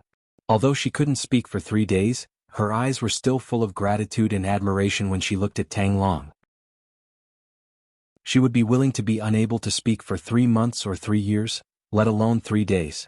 Seeing that Gao Yan suddenly couldn't speak, the little fellow covered her mouth with her 2 little hands and said to Qin Haodong pitifully, "Dr. Magic, I'm a good girl. You can't let me be unable to speak." Her childish words caused a burst of laughter, which restored the original somewhat embarrassing atmosphere to the color of joy. Lin Momo looked at Qin Haodong with brilliant eyes. It seemed that it was a very wise choice to let her daughter recognize him as her godfather. Otherwise, Tang Tang's illness might not be cured even if she went to the hospital today. Lin Ziyuan was old and shrewd. He knew the importance of a skilled doctor to a family. This was equivalent to a life-saving talisman. His original enthusiasm for Qin Haodong added a little respect. "Dr. Qin, thank you for treating Tang Tang. Your medical skills are really an eye-opener for me." At this time, no one in the Lin family dared to question Qin Haodong's medical skills anymore. The noise was so loud that even their cook and nanny came to the living room to watch the fun. Seeing that the matter was over, Zhang Dafu, the cook of the Lin family, stepped forward and said, "Master, breakfast is ready. When will it be ready?" Lin Ziyuan had no mood to eat because of Tang Tang's illness. At this time, Tang Tang had recovered, so he still had to eat. "Dr. Qin, it's really hard for you. Let's have breakfast together." Then he politely invited Qin Haodong to the dining room and gave up his main seat. "I want to sit next to Dr. Magic." The little fellow climbed a chair next to Qin Haodong's seat and took his hand affectionately. "Mama, you sit here." She patted the chair next to her and said to Lin Momo. Lin Momo also sat down for the convenience of taking care of her daughter. She glanced at Qin Haodong next to her and suddenly had a strange feeling in her heart. This scene seemed to be a family of 3 sitting together for breakfast. The breakfast of the Lin family was very sumptuous, including Chinese and Western food. Lin Momo said to the little fellow, "Tang Tang, what do you want to eat? Mama will give you some food." Tang Tang looked at the food on the table, wrinkled her nose and said, "Mama, I don't want to eat." "How can you do that? It's not good for your health if you don't have breakfast. You will get sick easily if you are not healthy." Lin Momo said as she filled a bowl of porridge with pork and century egg. "Tang Tang, have some porridge. It's good for your stomach." The little fellow looked at the porridge in the bowl and waved her hand. "No, no. Mama, I don't want to eat anything." "How can you not have breakfast? You have to eat some or Mama will be angry." Lin Momo put on an angry face and said, "Miss Lin, Tang Tang just had a fever. It's normal to have no appetite." Qin Haodong said, "Well, I'll make some porridge for Tang Tang. I'm sure she will like it." Lin Ziyuan said, "Dr. Qin, how can I do that? You are a distinguished guest." "It doesn't matter. Tang Tang is sick. It's my duty to make something delicious for her." Qin Haodong looked at the little fellow and said with a doting expression, Zhang Dafu, who had been staying at the table, stepped forward and said, Dr. Qin, how about you arrange it? I'll do it now. Let me do it. You can't make that kind of taste. Qin Haodong said as he stood up. Okay, I want to eat the delicious food made by Uncle Magic Doctor. The little fellow clapped her hands happily again. Zhang Dafu was a little unhappy. In his opinion, this was belittling his cooking skills. Dr. Qin, your medical skills are really brilliant, but when it comes to cooking, you are not as good as me. He had the right to be proud. His grandfather was the imperial chef of the former emperor. His father had cooked for the high-level officials of Wuxia. He was also a famous top chef in Jiangnan, who was poached by the Lin family with a lot of money. Qin Haodong didn't care and said with a smile, maybe the little fellow likes to eat what I cook. Yes. I want to eat the delicious food made by Uncle Magic Doctor. The little fellow stood up to support Qin Haodong at the first time. Well, thank you, Dr. Qin. After saying that, Lin Ziyuan turned to Zhang Dafu and said, take Dr. Qin to the kitchen. In his opinion, if Qin Haodong was in the mood, let him do it. At most, he would waste some ingredients. The Lin family had a big business, so they didn't care. Well, Dr. Qin, this way please. Zhang Dafu could only obey his master, but he still thought that Qin Haodong was showing off in front of an expert. Uncle Magic Doctor, let me help you. Chapter 9. After entering the kitchen, Zhang Dafu asked, Dr. Qin, what do you need to do? Qin Haodong said, the little fellow has just been sick, so it's better to eat something light. Just make some porridge for him. Is there any 8 treasure rice here? Yes, but it's raw rice that hasn't been soaked. It's not suitable to make porridge. Zhang Dafu despised Qin Haodong again in his heart. It was common sense for ordinary people to soak the rice in advance for at least 4 or 5 hours to make porridge. But he wanted to make it directly. He didn't know how to cook at all. It doesn't matter. Just give me the rice. Seeing that Qin Haodong insisted, Zhang Dafu didn't say anything more. He directly took a small bowl of 8 treasure rice and gave it to Qin Haodong. Qin Haodong said, this is not enough. There must be a lot of people who will eat it later. I need more. First mate Zhang was speechless.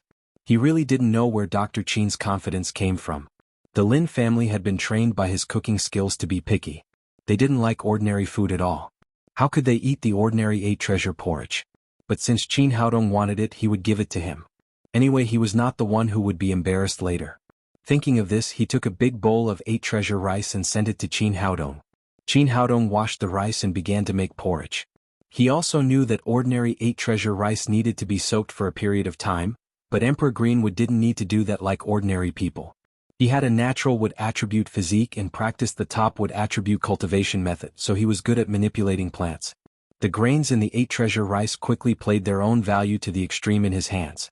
10 minutes later, a strong aroma filled the kitchen. It smells so good, so good. Uncle Magic Doctor, your porridge smells so good. When can I eat it? The little fellow stood next to him and looked at the boiling porridge pot. She couldn't help but swallow her saliva. Later, she put a white and tender little finger into her mouth, looking like a little foodie. Tang, this is very unhygienic, Qin Haodong said and pulled the little fellow's finger out of her mouth. But Uncle Magic Doctor, I really want to eat it. Don't worry, it's all right. Qin Haodong said as he turned off the fire on the stove and took the porridge pot down. Zhang Dafu had been watching from the side. When the aroma of the porridge wafted out, he was surprised. He did not understand how Qin Haodong could make ordinary 8 treasure porridge so fragrant. Looking at Qin Haodong taking the porridge pot down, he couldn't help but say, Dr. Qin, even the soaked babao rice needs to be boiled for about half an hour before it can be eaten. It's only been 10 minutes, so it's not hot enough yet, right? It doesn't matter. My cooking method is unique. The porridge is ready. Qin Haodong said, holding the pot of porridge in one hand and the little fellow in the other. Let's go. It's time to eat. Okay, I can finally eat delicious food. Tang followed Qin Haodong back to the table excitedly. She stared at the porridge pot with her big cute eyes and refused to leave it for a moment. Out of politeness, Lin Ziyuan and Lin Momo sat at the table without eating, waiting for Qin Haodong. Seeing him return so quickly with a pot of fragrant porridge in his hand, a trace of surprise flashed across their faces. Uncle Magic Doctor, hurry up, I can't wait. As the little fellow spoke, he desperately swallowed his saliva. Don't worry, it's fine, Qin Haodong said as he scooped a bowl of babao porridge and stirred it with a spoon. Then, A trace of ice genuine qi appeared in his hand to cool the porridge for the little fellow. Soon it was sent to Tang Tang. He put a spoonful of babao porridge into the little fellow's mouth and asked, "Is it delicious?" But Tang Tang didn't have time to answer him. She directly grabbed the spoon from Qin Haodong's hand and ate it. Her cute and innocent look made everyone laugh. After laughing, Lin Momo was a little curious. Was the porridge made by this guy really so delicious? Tang Tang was the treasure of the family. She had eaten all kinds of delicacies and was very picky about food. She had never seen her like eating one thing so much. Qin Haodong saw Lin Momo's doubt, so he scooped 2 more bowls of porridge and sent them to Lin Ziyuan and her. "Everyone have a taste and see how good I am." Lin Momo first picked up the spoon and ate a little like a lady. Then she immediately sped up. Her speed was no less than that of the little fellow. It was almost like a robbery. She didn't look like an ice beauty at all. Looking at the 2 beauties' appearance of foodies, Lin Ziyuan really despised them in his heart. "Anyway, we are also a rich family. We have eaten all kinds of delicious food. It's just a bowl of porridge. Do you need to be like this?" While thinking, he also picked up the spoon. When the first mouthful of porridge entered his mouth, he suddenly opened his eyes wide and then ate it in big mouthfuls. Soon he finished the bowl of porridge. "Delicious. It's so delicious. I've never eaten such delicious porridge." Lin Ziyuan said to Qin Haodong, "Dr. Qin, your cooking is so good. Can you give me another bowl?" Qin Haodong smiled and filled Lin Ziyuan's bowl. Lin Momo also finished the porridge in the bowl.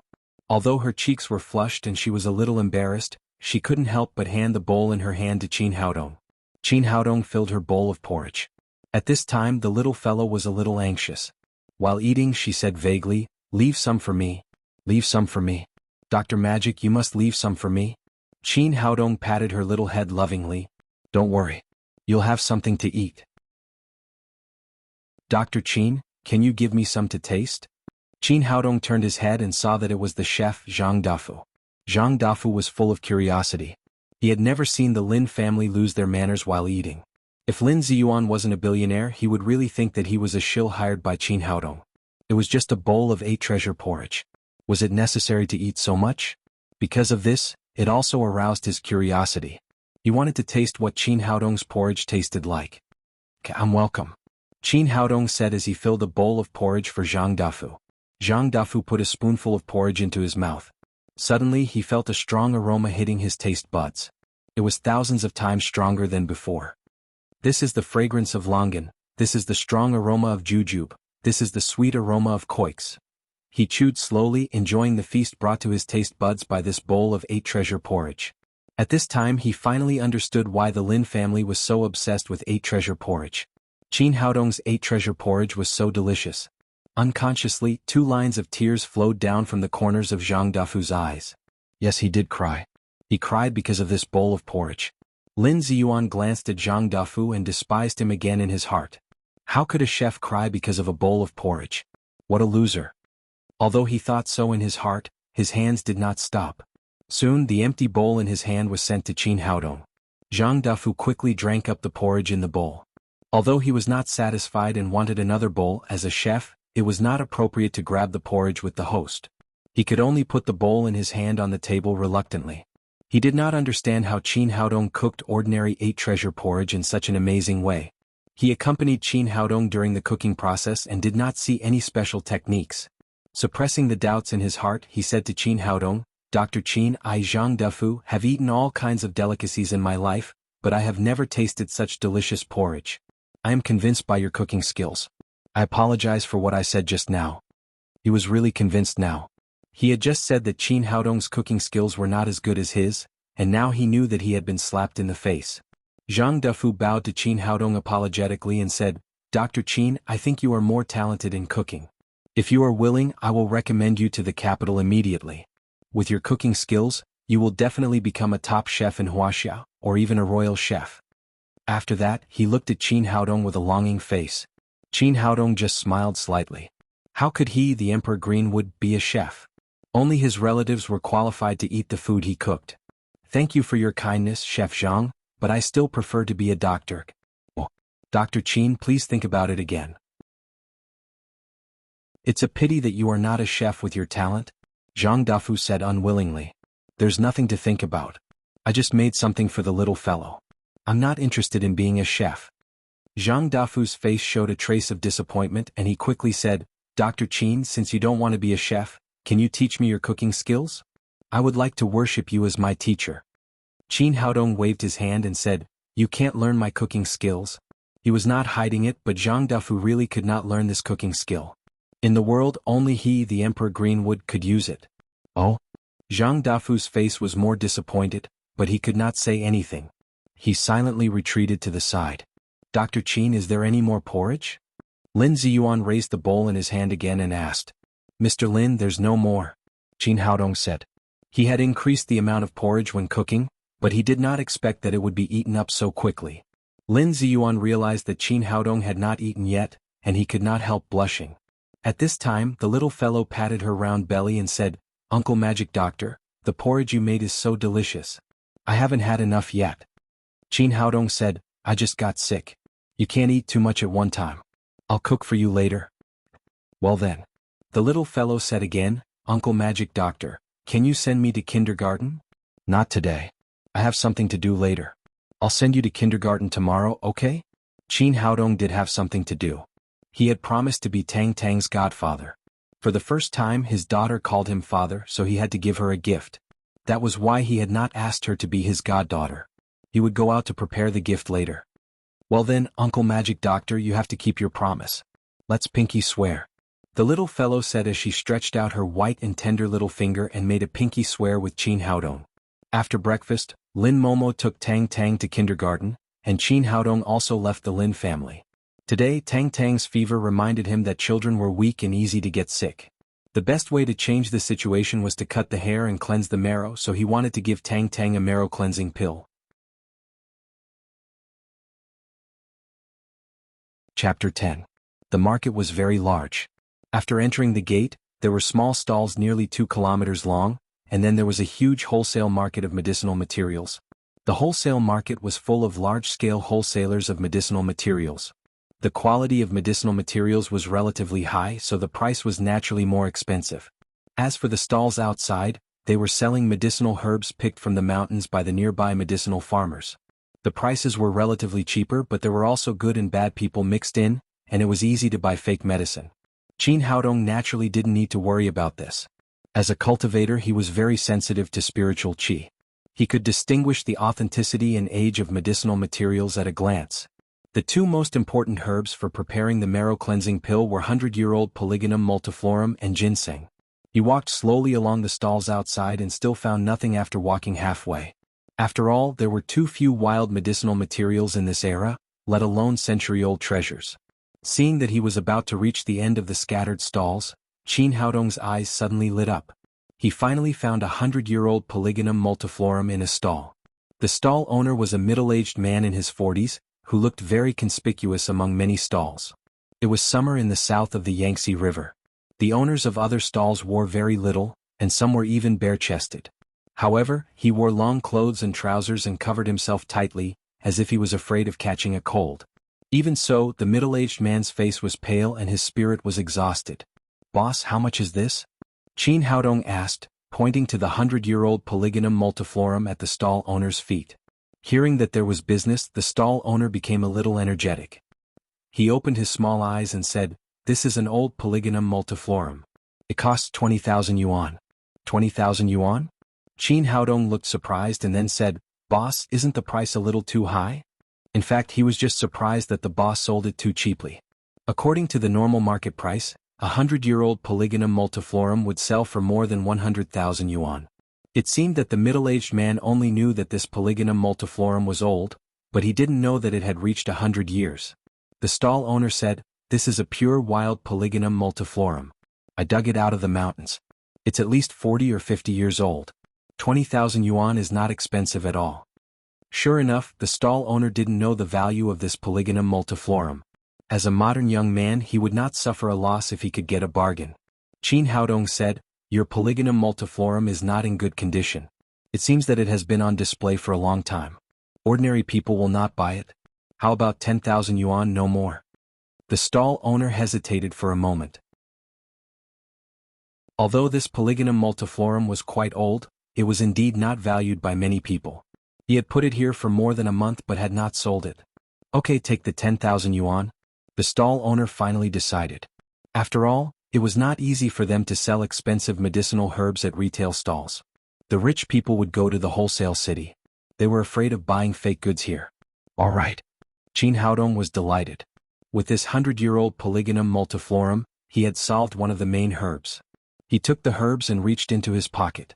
When he took it out, his face suddenly became awkward. There was only a 1 yuan coin in his palm. Only then did he realize that he was no longer the Emperor Greenwood who was as rich as a country in the cultivation world.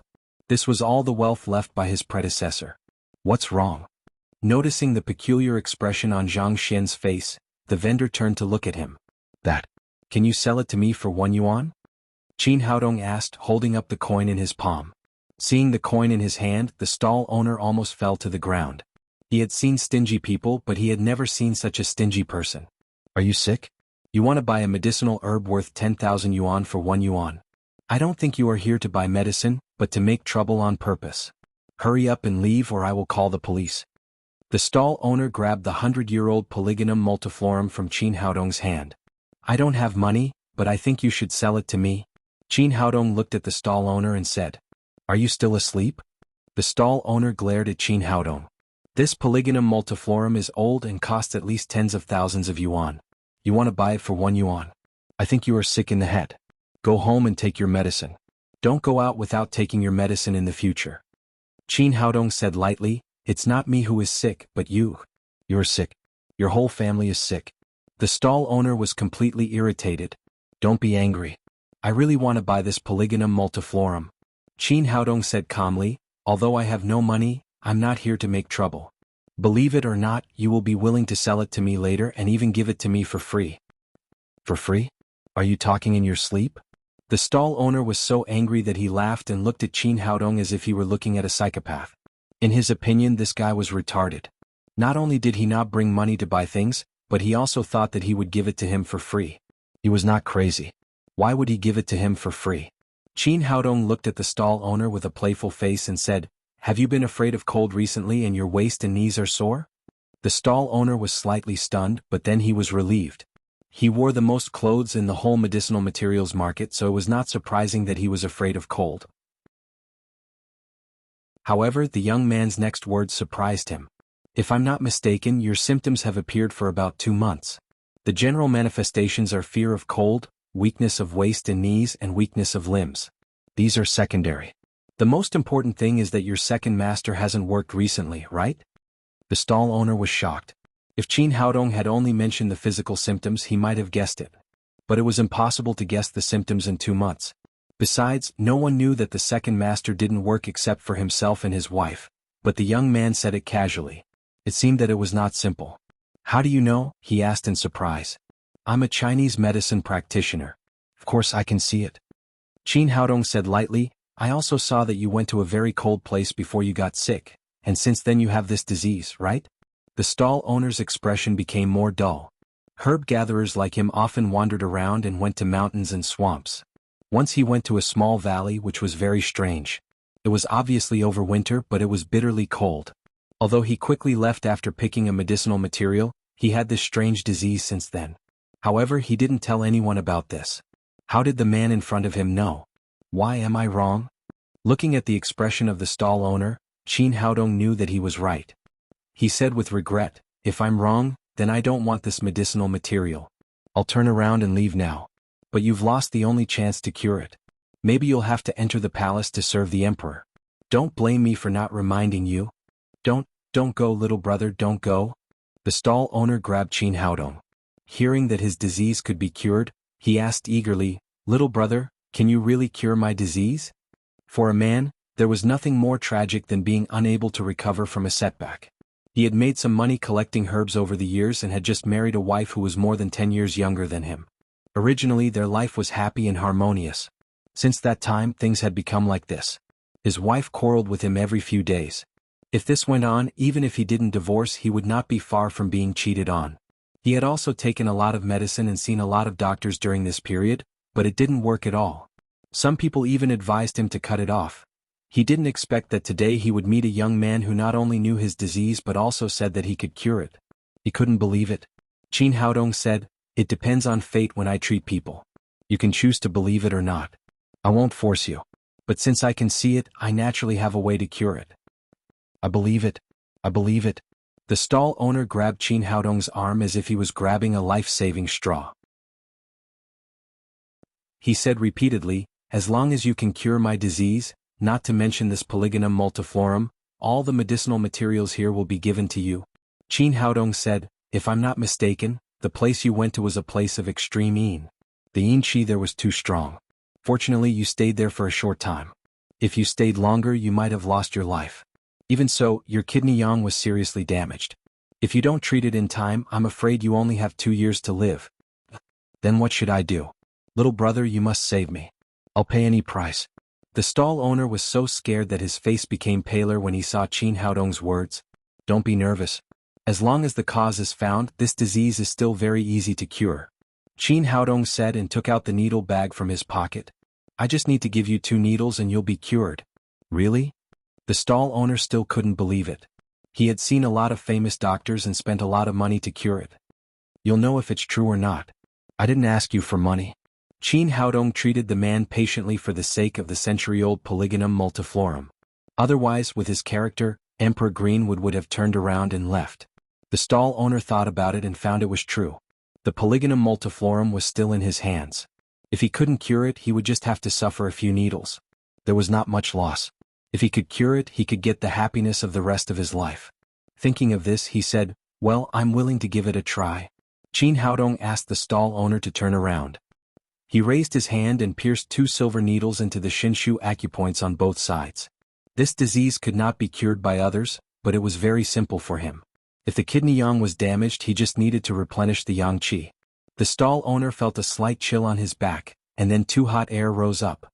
Then the long-lost warmth swept through his body, sweeping away the yin qi that had troubled him for many days. It didn't take long. Qin Haodong took out the silver needles and asked, how do you feel? Well, I'm really cured. The stall owner was so excited that he almost jumped up. Although he didn't do any examination, he was full of strength at this time. The most important thing was that the second master was excited again. All these proved that the young man in front of him did not lie to him. Thank you, little brother. These medicinal materials are all yours.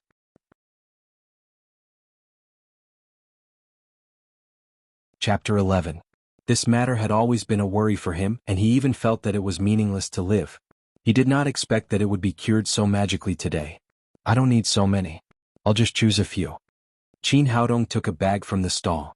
First, he put the 100-year-old Polygonum multiflorum in it, and then he chose some medicinal materials he needed. Little brother, I'm so sorry. I misunderstood you just now. I have eyes but failed to recognize you. The stall owner scratched his head and said with embarrassment, It's nothing.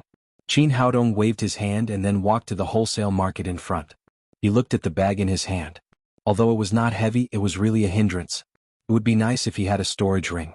His storage ring in the cultivation world was big enough to hold a mountain, but it was blown into powder by the divine thunder over the sky. Qin Haodong sighed as he walked into the wholesale market of medicinal materials with the bag. The shops here were very large, far beyond the retail stalls outside. But the 100-year-old ginseng was a rare medicinal material. He went through more than a dozen shops but did not find it.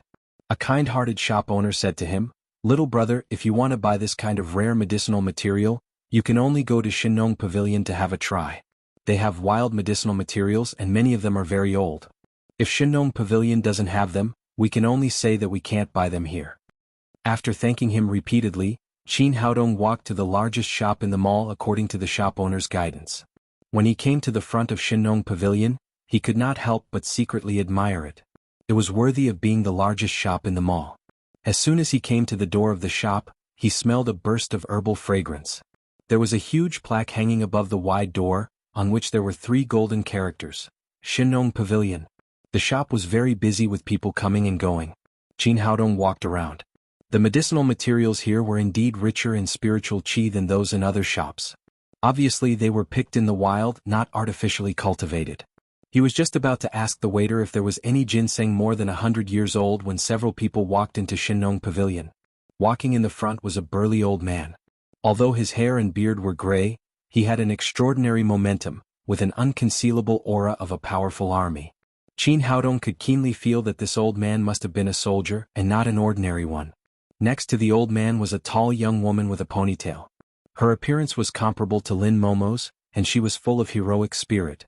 Behind the old man and the beautiful woman stood two tall and straight young men. Their auras were also extraordinary. It seemed that they belonged to the category of bodyguards.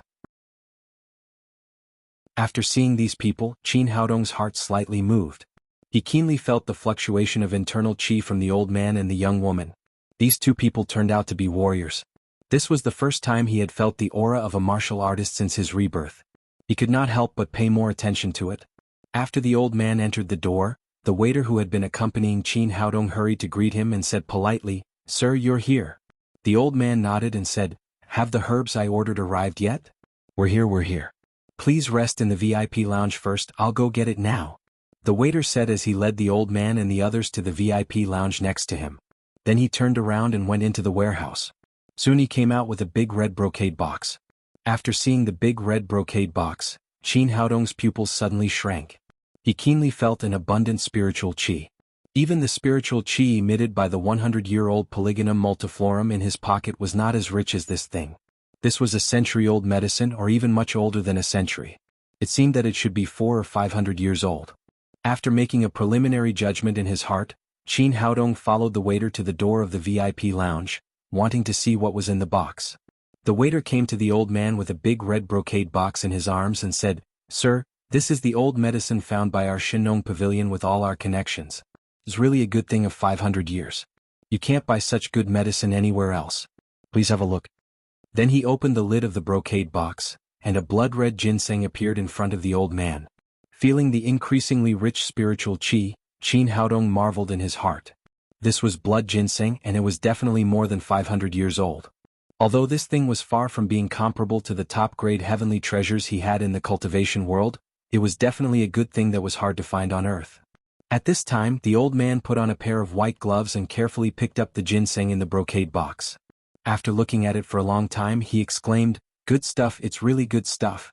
The ponytail girl next to him said, "Grandpa, can it cure your disease?" "Well, it should work."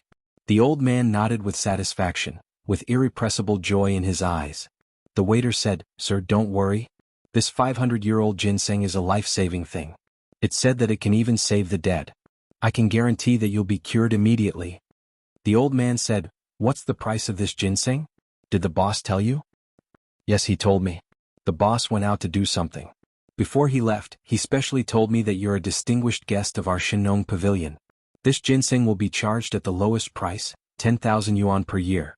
You only need to pay 5 million yuan. 5 million yuan for a medicinal material was a sky-high price, but the old man didn't even frown. He turned to the ponytail girl and said, "Shuang, pay the money." The ponytail girl agreed, took out a checkbook, wrote a check for 5 million yuan, and sent it to the waiter. After looking at the check, the waiter said politely to the old man, "Sir, thank you for taking care of our Shinnong pavilion business. You're welcome to come again in the future." "No problem." The old man carefully put the ginseng back into the brocade box, picked it up and was about to leave. At this time he heard a voice coming from the door. "Sir, this ginseng is good. How about giving it to me?" The old man was slightly stunned. He looked up at the door and saw a young man in his 20s coming in. The ponytail girl's face turned cold. She stared at Qin Haodong with a pair of beautiful almond-shaped eyes and said, "Who are you? Who let you in?" Qin Haodong didn't care at all. He said with a smile, "It doesn't matter who I am. What matters is that this ginseng is the most suitable for me." The ponytail girl said angrily, "Are you crazy? Get out of here." The waiter also thought that this person was crazy. How could he give the medicinal material bought at a high price of 5 million yuan to him? He stepped forward and said, "Sir, if you want to buy medicine, please go outside. Don't disturb our distinguished guest." Qin Haodong ignored the waiter and said directly to the old man, "Sir, I'm saving your life. Give me this ginseng and I can save your life. Otherwise, go home and prepare for your funeral." After he said this, the expressions of everyone in the room changed. The ponytail girl even shouted angrily, "Get out of here." After shouting, she stepped forward with her right foot and punched Qin Haodong in the face. It's not good for a girl to get physical. I'm afraid that she won't be able to get married in the future. Qin Haodong smiled and slightly leaned to one side to avoid the ponytail girl's punch. Then he said to the old man, "Sir, as long as you listen to me, you will definitely give this ginseng to me." The old man raised his hand to stop the ponytail girl beside him and said to Qin Haodong with great interest, "Young man, tell me, why should I give you such a good medicinal material?" Qin Haodong said, "Because if you don't give me the ginseng, your life will be in danger." The old man's expression changed slightly. "Young man, are you threatening me?" As he spoke, a huge momentum surged out of the old man's body. This momentum had the fierceness of a superior and the killing power of an iron-blooded soldier. However, Qin Haodong ignored it and said with a relaxed face, "It's not a threat. I think your lungs have been injured before. You want to buy this ginseng to cure it, right?" The old man was slightly surprised and asked, "How do you know?" Qin Haodong said with a smile, "I'm a doctor. Of course I can see it." The ponytail girl said, "Grandpa, don't listen to this liar's nonsense. He must have heard our conversation just now." The old man nodded slightly and felt that what his granddaughter said made sense. They had indeed mentioned using ginseng to cure wounds in their conversation just now. Qin Haodong did not take it seriously at all. He took 2 steps forward and said to the old man, "Your lungs were once injured by a gunshot, but he was treated in time at that time and recovered well. It would be fine if he lived an ordinary life. However, the old man is a warrior, and the attribute of your cultivation method is cold, which caused the lung meridians in the injured part to be blocked. The more profound your cultivation is, the more serious the injury will be." The old man's expression suddenly changed. The young man in front of him was right. Over the years, the more profound his cultivation was, the more serious his injury was. Although he had asked many doctors for medicine, he did not get better at all. The girl said to Qin Haodong sharply, "Who the hell are you? Who sent you here?" As soon as she said this, the 2 young men behind her also became nervous. They involuntarily put their right hands on their slightly bulging waist. "Don't be so nervous. As I said, I'm just a doctor." Qin Haodong smiled at the ponytail girl and then continued to say to the old man, "Your injury has become more serious recently. Every midnight when the cold is the strongest, you often cough so much that you can't sleep. Occasionally you can see blood. It's better when the yang qi is strong at noon." The old man raised his hand to stop the nervous ponytail girl and the 2 young men behind her. "Let this little brother continue." Qin Haodong said seriously, "Your lungs have been injured for decades.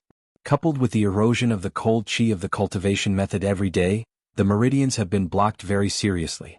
It's difficult to open them with ordinary medicine. However, this ginseng has reached 500 years of age and is full of medicine. Once the blocked lung meridians can't be opened, it will cause great pressure to other meridians. The first to be hit is the heart meridian." Chapter 12. After Qin Haodong said that, a chill rose from the bottom of the old man's heart. At the same time, he had a trace of doubt and asked, "Little brother, with all due respect, how do you know all this?"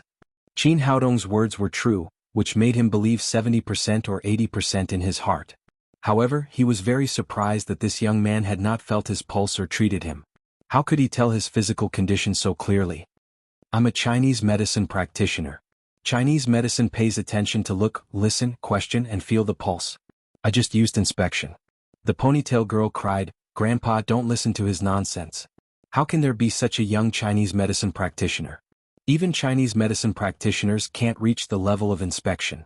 Zhang Qianhe, a medical master, needs to feel your pulse when he treats you, let alone a young doctor like him." "Young doctor? How am I young?"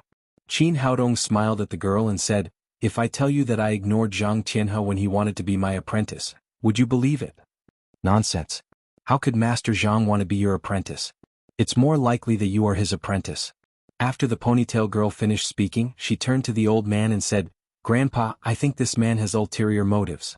He inquired about your condition in advance and came here to cheat us.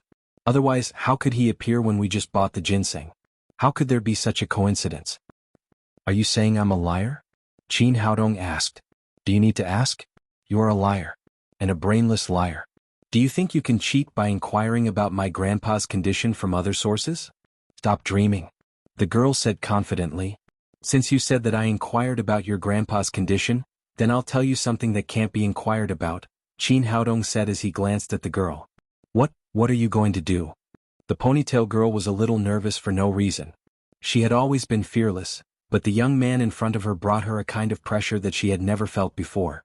When you were 13 years old, Aunt Menstruation visited for the first time. But because of the cold attribute of your family's cultivation method, there was not much bleeding. Since last year, when Aunt Menstruation visited, you will have abdominal pain and blood clots will overflow.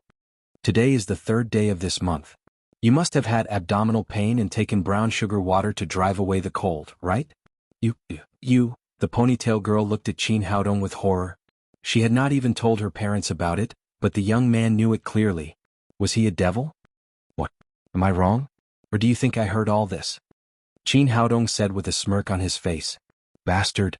After the girl recovered from her shock, her cheeks turned crimson. How could she possibly know about such things? She was ashamed and angry, but it was not good for her to lose her temper.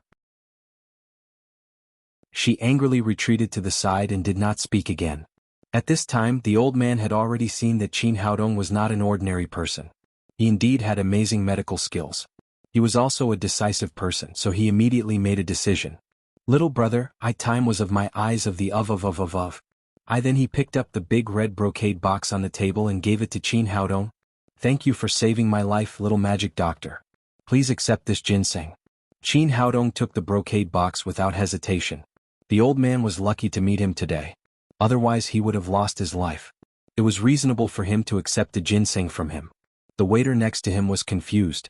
Who was this young man? He took away a ginseng worth 5 million yuan with just a few words in less than 3 minutes. What's more, he offered it with both hands. The old man said with a smile, I'm Nailan Jie. This is my granddaughter Nailan Wushuang. What's your name, little magic doctor?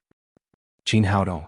Nailan Jie said again, little magic doctor, please help me to see how my condition is now. Qin Haodong said, the stagnation of the meridians in your lungs has reached a very serious level.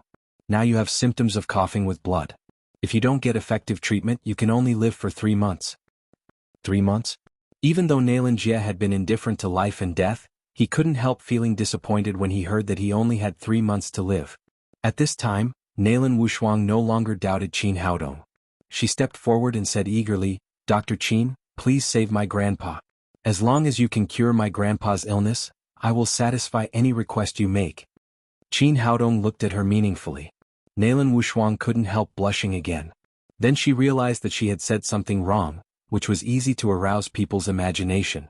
She quickly said, I mean, no matter how much money you want, our Nailan family can meet your needs. Although Nailan Wushuang corrected her faulty wording, Qin Haodong couldn't help looking at her. Although this girl was a little shrewish, he had to admit that her figure was quite good. Nailan Wushuang didn't care so much. She looked at Qin Haodong eagerly, looking forward to his answer. Since I met you, it's fate. I'll do it once. Qin Haodong said lightly. Little magic doctor, do you mean you can cure my disease? Nailan Jie asked in surprise. Qin Haodong said with a smile, you all call me little magic doctor. If I can't cure your disease, it will ruin my reputation. That's great. Little divine doctor, when can you treat this old man? Nailan Jie asked eagerly. The cold qi in your body is too heavy now and the treatment effect is not very good. Well, I'll write a prescription for you. Buy all the medicinal materials and go back to take a medicinal bath for 12 hours to empty the cold qi in your body. I'll go to dredge your meridians tomorrow morning. Qin Haodong wrote a prescription and handed it to Nailan Jie. At the same time, he told him the precautions of the medicinal bath. The medicinal materials are easy. You can buy them in Shenong Pavilion. Nailan Jie handed the prescription in his hand to the shop assistant next to him and asked him to fill the medicine according to the list. Then he said to Qin Haodong, little magic doctor, I think you are also here to buy medicine. If you need anything, you can take it here. I'll ask Shuang to pay the bill together. Qin Haodong thought that the old man was quite good at making trouble. He just needed to buy the medicinal materials for refining the marrow cleansing pill and the qi nourishing pill, so he bought them all at once in Shenong Pavilion. After buying the medicinal materials, Nailan Jie hurried back to the medicinal bath with 2 bodyguards and asked Nailan Wushuang to send Qin Haodong home. Following Nailan Wushuang to a red Hummer, Qin Haodong thought to himself, this girl is really hot. Other girls get a sports car or something. She got such a domineering Hummer. Where to? Nailan Wushuang asked after getting in the car. Find a good hotel and get a room. Nailan Wushuang just started the Hummer. After hearing Qin Haodong's words, her hand trembled and she almost hit the guardrail next to her. What did you say? Who wants to get a room with you? Nailan Wushuang cried with shame and anger. Qin Haodong smiled and said, Didn't you just say that as long as I can cure your grandpa's illness, you will meet all my requirements? If you can't cure my grandpa, I will kill you. Nalan Wushuang slammed on the accelerator after saying that, and the Hummer rushed forward with a violent roar of the motor. What do you mean? Is this a promise? It was Qin Haodong's turn to be confused. He was just joking. Did this girl really want to get a room with him? Soon, the Hummer was parked in front of a five-star hotel, and they came to the front desk together. Qin Haodong looked at the angry Nalan Wushuang and said, "What are you waiting for? Hurry up and get a room. Can't you do it yourself?" Nalan Wushuang said angrily. "I don't have money." Qin Haodong said righteously. Nalan Wushuang had no choice but to count on the person in front of her to cure her grandpa. She had to take out a bank card from her bag and put it on the front desk. The waiter looked at Qin Haodong with a strange look, thinking that no one could be so domineering as a gigolo. Soon the room was ready. Nalan Wushuang followed Qin Haodong into the room. After closing the door, she immediately became nervous. Is this guy really going to do that kind of thing with me? If he uses Grandpa's illness to threaten me to do that kind of thing, will I agree or not? If I don't agree, will he not cure Grandpa? Just as she was struggling fiercely, Qin Haodong turned back and said, "What are you still doing here? This is the room I got. Are you going to stay here and not leave?" What do you mean?" Nalan Wushuang didn't respond for a moment. "Sister, I said I want to get a room, not that I want to get a room with you. I asked you to follow me because I don't have money. Now the room has been booked and I have something to do. You can go back first." Looking at Nalan Wushuang's confused face, Qin Haodong's eyes flashed a trace of pride, but he put on a frightened expression and said, "You really want to covet my beauty? I tell you I'm not a casual person." "You bastard." Nalan Wushuang's cheeks turned crimson. She stamped her feet and turned around to run out of the room. Before she went out, Qin Haodong cried, "Wait a minute." Nalan Wushuang immediately became nervous again. She turned back and cried, "You said you let me go. You can't go back on your word." "I didn't say I would go back on my word. But I haven't got lunch yet. Leave me some money." At this time, Qin Haodong had nothing but the coin in his pocket. Nalan Wushuang grabbed a handful of banknotes from her bag and put them on the table beside her. Then she ran out of the room like escaping. Qin Haodong looked at her back and smiled. Then he took out the medicinal materials he bought from the bag and began to refine medicine. After Nalan Wushuang ran out of the room, she leaned against a hidden corner and gasped. "Bastard! How dare you tease me?" she scolded in her heart. In the past she was the one who bullied other men. When had she been so embarrassed? Qin Haodong didn't make that kind of request to her, which made her feel relieved, but then she felt a little disappointed. She was so beautiful. Why didn't this guy have any ideas? Why didn't he make any request? Was she not attractive? There were countless men who surrounded her like flies and treated her like an ancestor. But today she was driven out of the door by Qin Haodong, which made Nalan Wushuang, who had always been proud and arrogant, quite unconvinced.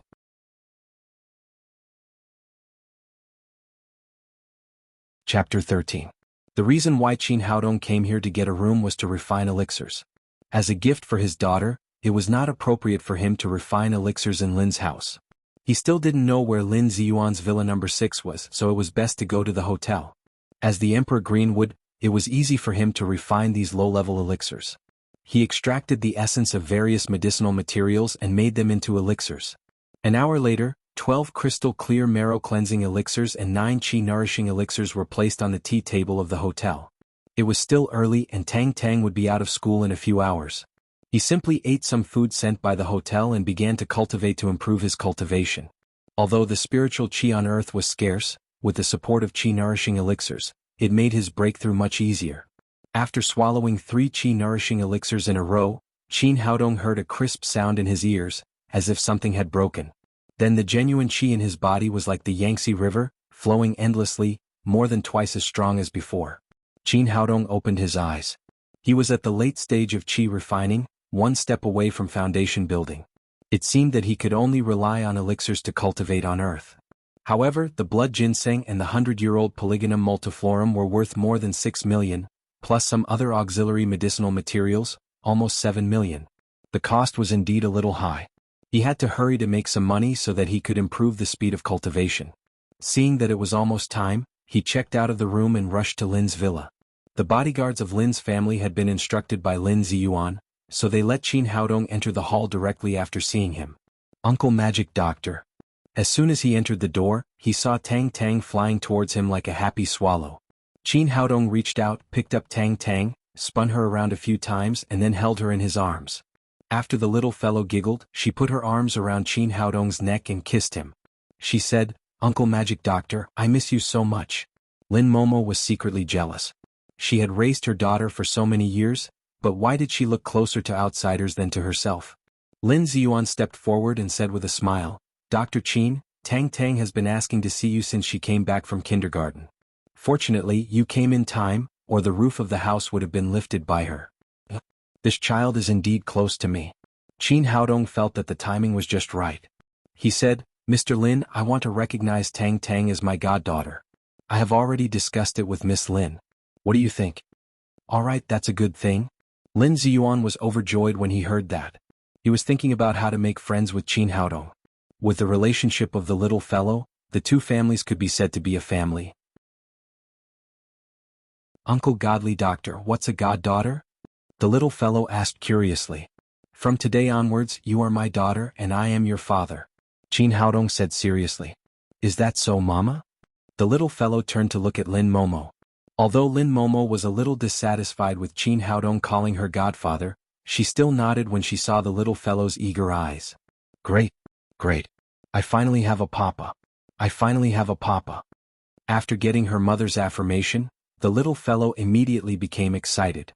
Then she jumped from Qin Haodong's arms to the ground, took his hand and said, "Papa, take me to kindergarten." "So late.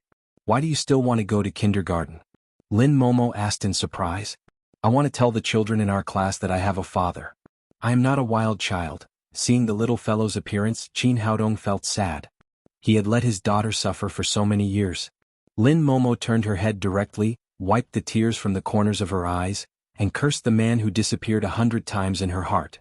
Lin Ziyuan sighed and went back to the room silently, for fear that he would also cry if he stayed any longer. "Papa, come with me. I want them to see that I have a papa." The little fellow did not know what the adults were thinking. She took Qin Haodong's hand again. After calming down, Qin Haodong said, "Tang Tang, Papa tells you that the kindergarten is over and even the auntie is off work. You won't see the children if you go there. Papa will take you to school tomorrow morning, okay?" The little fellow thought for a moment and said, "Well, don't lie to me. You must take me to kindergarten tomorrow morning and go there early." "Don't worry, Papa will keep his word." Qin Haodong held the little fellow and said, "Tang Tang, and Papa will teach you that it's Papa, not Papa." "Yes, it's Papa. You are Tang Tang's Papa," the little fellow said with a serious look. Qin Haodong was speechless. Forget it, it was better to call him Papa than Uncle. "Tang Tang, Papa has prepared a gift for you. Do you like it?" As he said, he held a marrow-cleansing pill in his palm. The marrow-cleansing pill was crystal clear, like a precious pearl. With its pink color it looked extremely lovely. "It's so beautiful. Papa, what is this? A glass ball?"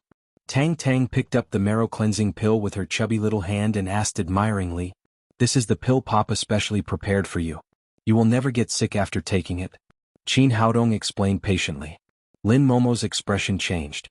Qin Haodong promised to be the little fellow's godfather, that he would ensure that she would never get sick for a lifetime. She didn't expect that he would fulfill his promise so soon.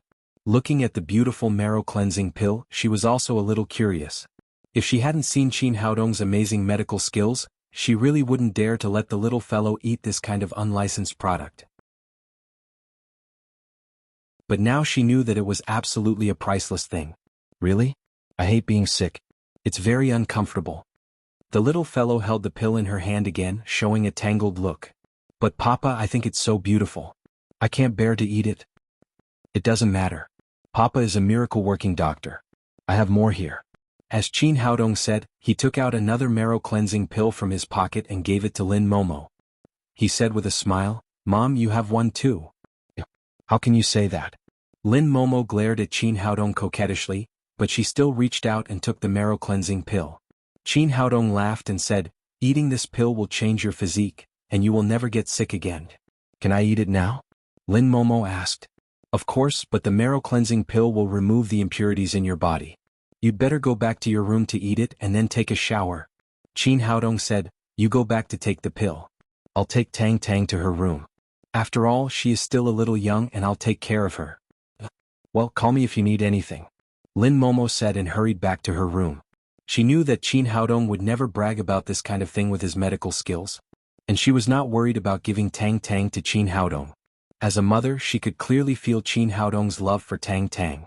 It was the most sincere affection from the bottom of his heart, without any impurities.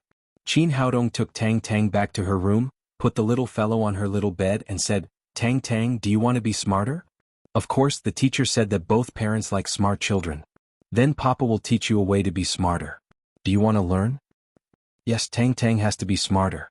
Seeing that the guidance was successful, Qin Haodong continued, "Later your little belly will feel a little hot, and then you will think about it seriously. Wherever the hot air goes you will follow it, okay? Can I be smarter in this way?" The little fellow asked with her big cute eyes. "Of course Papa will not lie to you." "Great, great. Papa, let's get started." The little fellow cried excitedly. Qin Haodong let the little fellow take the marrow cleansing pill, then lay on the little bed and closed her eyes. He put his right hand on the little fellow's dantian and injected a trace of green with genuine qi. What he just taught the little fellow was not a game to become smarter, but the Shantian Sutra he got from Empress Shantian of the cultivation world. As the daughter of Emperor Greenwood, the little fellow would not be an ordinary person. Qin Haodong wanted to take her to start cultivating. After injecting the genuine qi into the little fellow's dantian, Qin Haodong said, "Tang Tang, it's starting. Pay attention to the hot air on your little belly." After that, he began to use his greenwood genuine qi to guide Tang Tang to run according to the mental cultivation method of the Shantian Sutra. Tang Tang did what Qin Haodong said wholeheartedly. She was very serious and careful, for fear that she would not be able to become smarter if she was not careful. After running it 3 times in a row, not only did he establish the basic circulation route of the Shantian Sutra in Tang Tang's body, but he also refined the marrow cleansing pill. This way of absorption was much better than directly swallowing it. After the transformation of the little fellow's body, her meridians were not only nearly 100 times wider than those of ordinary people, but also extremely tough. She would definitely make rapid progress in cultivation. "Well, you can get up, Tang Tang," Qin Haodong said as he withdrew his right hand. The little fellow jumped up from the bed and asked eagerly, "Papa, I was very serious just now. Am I smarter now?" Qin Haodong said with a smile, "Tang Tang, it's impossible for people to become particularly smart all of a sudden. You're just a little smarter today. As long as you follow this method again tomorrow, you'll be a little smarter. After a long time you'll become the smartest child, so you must stick to it." "Oh, Papa, I'll stick to it," the little fellow said very seriously. "Well, let's go to Mama now and let her give Tang Tang a bath." After that, Qin Haodong took the little fellow to Lin Momo's room. In the room, Lin Momo was wrapped in a white bath towel, standing in front of the mirror in a daze. After returning to the room, she took the marrow cleansing pill as soon as possible. She felt warm and comfortable all over her body. After cleaning the impurities from her body, she felt extremely relaxed, which was indescribably good.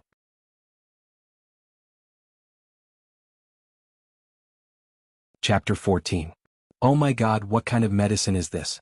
It's amazing. Looking at the peerless face in the mirror, Lin Momo suddenly became excited. She opened the bath towel on her body and showed a beautiful body to the air to enjoy. "Mama, Mama, I'm here." At this moment the door suddenly opened. The little fellow ran in from outside, followed by Qin Haodong. At home, in order to make it convenient for the little fellow to go in and out, Lin Momo usually did not lock the door. She did not lock the door today. When the little fellow and Qin Haodong appeared at the door together, she was instantly shocked. For a moment she was like a wooden sculpture and forgot to wrap the bath towel on her body. Qin Haodong was also stunned on the spot.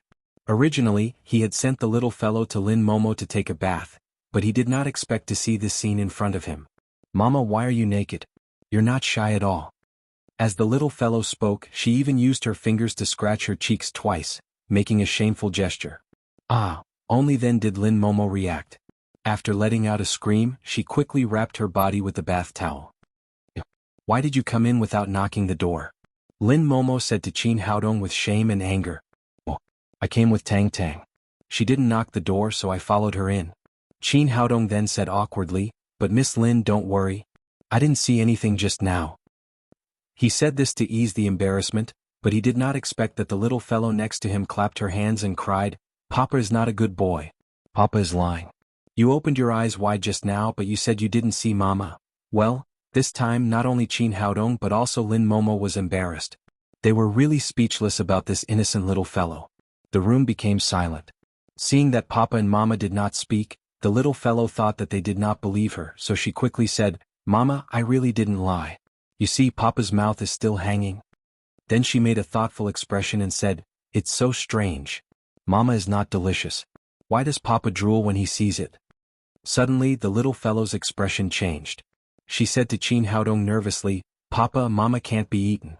Don't eat Mama or I will have no Mama." Eat Mama? Qin Haodong couldn't help but think of scenes that Tang Tang could never imagine. At this time, although Lin Momo was wrapped in a bath towel, her sexy collarbone and smooth calves were still exposed, which made her look more attractive. He quickly pressed his nose with his hand, fearing that it would bleed again. Then he ran away from Lin Momo's room.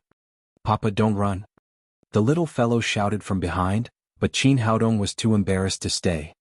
"Mommy, why did Papa run away?" The little fellow asked Lin Momo. He might be in a hurry to go to the toilet. Lin Momo had no experience in dealing with this kind of situation.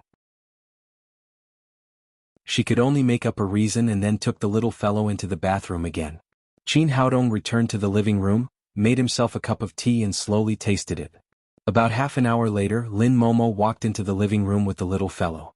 Her hair was wet, her cheeks were flushed, and she wore a set of white home clothes. She looked extraordinarily beautiful and charming. She was not as cold as she was in the company. After dinner, Lin Momo said to Qin Haodong, "Dr. Qin, when will our treatment begin today?" Qin Haodong was playing with the little fellow. After a moment of astonishment, he remembered that he had to massage Lin Momo. "Anytime," he said. "Dr. Qin is also very busy. Let's start now." Lin Momo wanted Qin Haodong to leave as soon as possible after the massage. After all, such a big man stayed at her home and the little fellow called him Papa and Mama. This feeling was really strange. "Well, let's start now," Qin Haodong promised. Me too, me too." The little fellow cried. "What do you want?" Qin Haodong asked. "I also want to give Mama a massage." "Well, let's treat Mama together."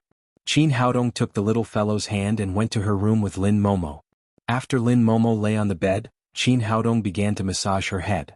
The little fellow followed and massaged Lin Momo's feet. Qin Haodong said that Lin Momo still needed follow-up treatment in order to get closer to her. At this time, the massage for her was also a healthcare technique.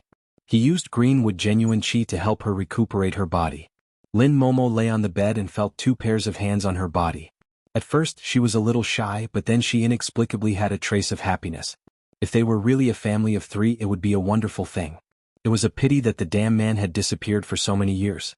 She secretly sighed, but soon the feeling of loss was overwhelmed by the feeling of comfort. Qin Haodong's technique was so good that she felt very comfortable. After a while, Qin Haodong said, "Miss Lin, the back is finished. Please turn over." The little fellow suddenly said, "Papa, you shouldn't talk to Mama like this." "Then what should I say?" Qin Haodong looked at the little fellow with great interest and asked, "I saw Papa on TV call Mama wife, darling or baby." The little fellow said with a very serious expression. Qin Haodong looked at Lin Momo and didn't know how to answer for a moment. He didn't mind calling his woman that, but unfortunately, Lin Momo couldn't accept it now. Lin Momo blushed and said to the little fellow, "Tang Tang, what you see on TV is fake. It's all for acting, so you can't take it seriously." "But the fathers of our kindergarten children don't call their mothers miss," the little fellow said.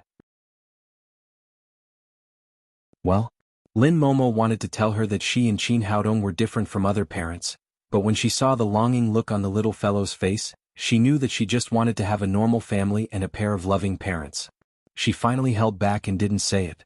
After hesitating for a moment, Lin Momo turned to Qin Haodong and said, "Dr. Qin, how about you call me Sister Lin in the future?" Before Qin Haodong could speak, the little fellow cried again, No, sister can't either. The teacher said that close relatives can't get married. Also, Mama can't call Papa Dr. Qin. It's not intimate at all. It's not like a family." Qin Haodong was secretly happy. He thought that his daughter was so sensible that she knew what her father wanted to do. "Then what do you say? Anyway, we can't call each other like on TV," Lin Momo said with some annoyance. She didn't know how to deal with the little fellow. Tang Tang thought about it seriously and then said, "Mama calls Papa Little Dong Dong and Papa calls Mama Little Momo. That's like a family." Little Dong, Lin Momo was embarrassed. How could she call out such an intimate name? No, no. This name is not good. She quickly rejected the little fellow's proposal. But it was Mama who asked me to think of a name. You didn't listen to me? The little fellow said and pouted. It seemed that she was about to cry. Tang Tang, don't cry. Papa will think of a way. Qin Haodong comforted the little fellow and turned to Lin Momo and said, how about this? From today on, I'll call you Momo and you call me Haodong. Looking at the little fellow who was about to cry, Lin Momo nodded helplessly and said, well, we'll do as you say. Qin Haodong looked at the little fellow and asked, Tang Tang, is that okay? Okay, then we're like a family.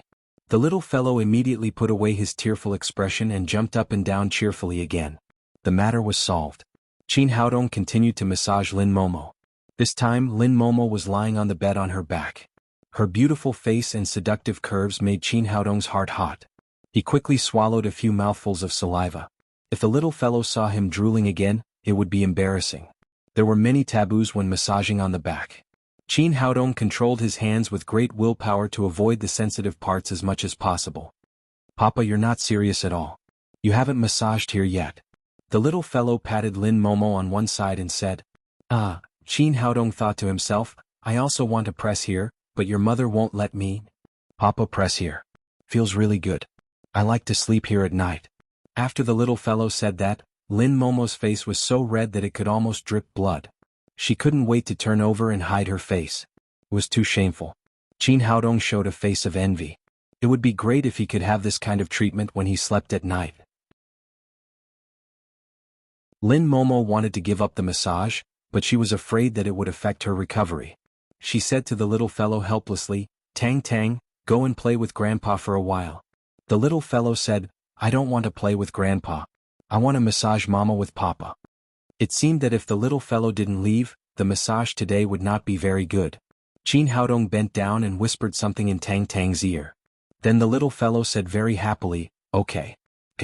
I'm going to play with Grandpa now. Papa and Mama, hurry up. After the little fellow said that, she ran directly out of the room and closed the door. Well, let's start the treatment. After that, Qin Haodong continued to massage Lin Momo.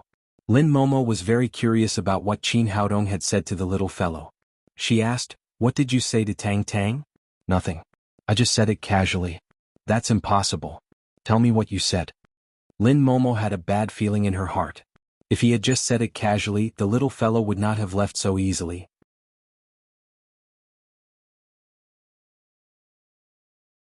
Chapter 15. Of course. I'll tell Tang Tang to play with Grandpa first, and then I'll discuss with Mom when to get her a little brother. Lin Momo couldn't describe her feelings at the moment. She had known Qin Haodong for less than 2 days, but she had been shy more than she had been in her whole life. Her image as an iceberg president had been completely destroyed. How can you talk to a child like that? If I didn't say that, you wouldn't have left. How could I continue to treat you if you didn't leave? But you can't lie to a child, right? You silently said in anger and shame. You mean we really want to give her a little brother? Qin Haodong said with a smile. Lin Momo was so ashamed that she stopped talking to Qin Haodong. She closed her eyes and felt her heart beating violently. Finally, after the massage, Qin Haodong and Lin Momo walked out of the room and returned to the living room. Lin Ziyuan was playing games with the little fellow. He looked at Lin Momo and Qin Haodong strangely. After seeing the two of them, the little fellow immediately ran over and asked cheerfully, Papa, Mama, have you discussed it? When will you give me a little brother? Lin Momo's cheeks flushed again and she glared at Qin Haodong. I've already discussed it with my mom. You're so cute, so I don't want a little brother anymore. Qin Haodong could only bite the bullet and explain to the little fellow. But I only want a little brother. The little guy seemed to not give up until he achieved his goal. Tang Tang, let's talk about the younger brother later. Dad is going back. Qin Haodong looked up and said to Lin Ziyuan and Lin Momo, it's getting late. I'm going back. Before Lin Ziyuan and Lin Momo could speak, the little fellow shouted, Papa, where are you going? I'll go home first.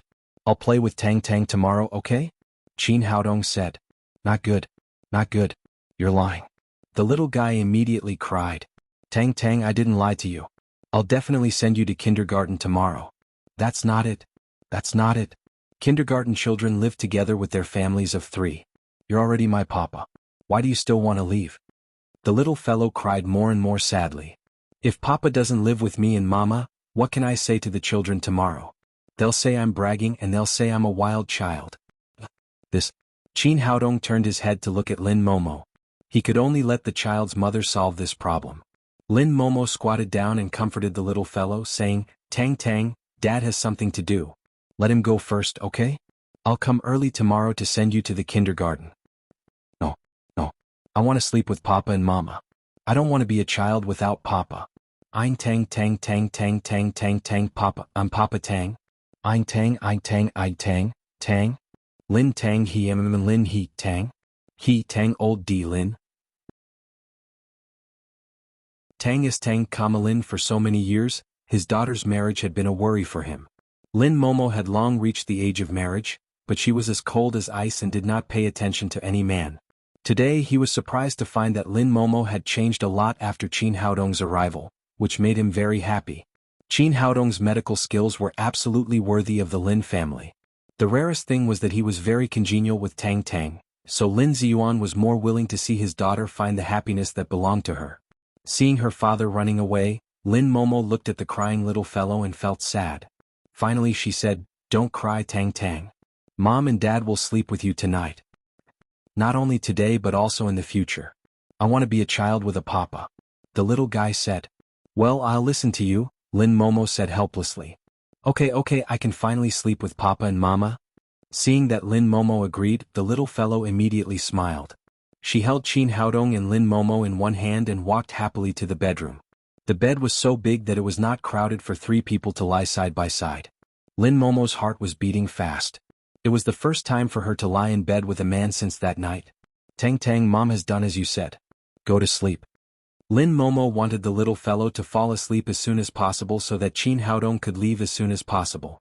No, I want Papa and Mama to sleep with me. Haven't Papa and Mama already slept with you? Lin Momo said. No. I have to wear pajamas when I sleep, the one you wear every day. After the little fellow said that, Qin Haodong's heart skipped a beat. He didn't know what the child's mother would look like in pajamas. He couldn't help but think of the scene of Lin Momo wrapped in a bath towel just now, and he couldn't help but feel hot. Lin Momo was a little hesitant. Her pajamas were very sexy. She didn't feel anything in front of the little fellow, but if Qin Haodong saw it, she would be embarrassed. Tang Tang, it's different today. Papa is not wearing pajamas, is he? In desperation she could only use Qin Haodong as a shield. Qin Haodong felt depressed. At this time the door rang twice and then it was pushed from the outside. Lin Ziyuan appeared at the door with a paper bag in his hand. Little Qin, I know you definitely didn't bring a change of clothes. This is a new set of pajamas I bought. I haven't worn it yet. You can use it first. After saying that, he put the paper bag in his hand on the floor at the door, turned around and left, closing the door behind him. The little fellow immediately got up from the bed, grabbed the paper bag at the door and sent it to Qin Haodong. Papa, change your pajamas? Okay Papa, thank you. Qin Haodong took the paper bag and walked into the cloakroom next to him. After changing into pajamas he walked back. Looking at Qin Haodong in his home clothes, Lin Momo was speechless for a while. She thought to herself, what is this father doing?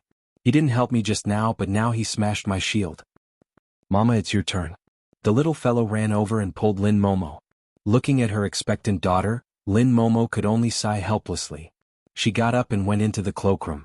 Soon she came out in a pink pajamas. This nightgown was a spaghetti strap style. Her chest was white, and under the illumination of the light, it emitted an alluring color. The bottom of the skirt was very short, and it could barely cover her underwear. This kind of half-covered, half-uncovered feeling made people even more imaginative. Seeing Qin Haodong staring at her, Lin Momo's face turned red. She quickly went to bed and covered her body with the quilt. Tang Tang, is it okay now? Go to sleep. Lin Momo said to the little fellow. No, I have to do this. The little fellow grabbed Lin Momo's left hand and Qin Haodong's right hand. She put their hands together, put them on her chest and then put the 2 little hands on it. Then she closed her eyes with peace of mind. Feeling the temperature of Qin Haodong's big hand, Lin Momo blushed again and her heart beat faster. She wanted to take back her hand, but she was afraid of waking up the little fellow. She could only let Qin Haodong hold her hand. As time went by, a strange feeling slowly rose in her heart. She faintly hoped that time would stop at this moment and never pass. For so many years she had thought about finding a relationship of her own. But when she thought of Tang Tang, she was afraid that her daughter would be wronged, so she had been forcibly controlling her emotions and disguised herself with a cold appearance. But at this moment she had a faint expectation for the man she had just known for 2 days. She hoped that they could be together forever. What's going on? Did I fall in love with him? Then Lin Momo dispelled the idea in her heart. Impossible. Impossible. I'm 3 or 4 years older than him and I've given birth to a child. It's impossible for us to be together. Qin Haodong, who was sleeping on the other side of the bed, was trapped in a very beautiful memory at this time. He was very satisfied with the current feeling, so he quietly guarded the 2 most important women in his life. After a long time, Lin Momo woke up and slowly pulled her hand back. Dr. Qin, it's late. You'd better go back. I promised Tang Tang that I would sleep here tonight. It's not good to lie to a child, is it? Qin Haodong said cheekily. He really didn't want to leave. I'll talk to Tang Tang. It's not appropriate for us to be together like this. Lin Momo's voice became cold as she spoke. But it's so late and I have nowhere to go. Qin Haodong said, although Mr. Lin gave me the key to the villa, I don't know where the Jiangnan picturesque community is. Let me stay here for 1 night and I'll go back tomorrow, okay? A strange expression flashed across Lin Momo's face. She said, it's very simple. This is the Jiangnan picturesque community. We live in Villa number 5, and Villa number 6 is next door. You can go back now. Qin Haodong was stunned for a while. He had never thought that he was a neighbor of the Lin family. Momo, what if Tang Tang wakes up and can't see me? Qin Haodong was still reluctant to give up the warm family atmosphere at the moment. You can rest assured that Tang Tang won't wake up as long as she sleeps all night. You can come early tomorrow morning for breakfast. Well, see you tomorrow morning. Seeing Lin Momo's firm attitude, Qin Haodong knew that this kind of thing could not be rushed. Today, with the help of the little fellow, he had made great progress. It was better to quit while he was ahead. He left the Lin family and went to the next villa number 6. He took out the key and opened the door. The layout and decoration of this villa were basically the same as that of the Lin family. The room had all kinds of household appliances and daily necessities. Qin Haodong went to the bathroom to take a shower and then went back to the room to sleep. The next day he came to the Lin family early. At this time the little fellow had just got up from the bed. After 1 night, Qin Haodong could already feel the aura of the Shantian Sutra from the little fellow.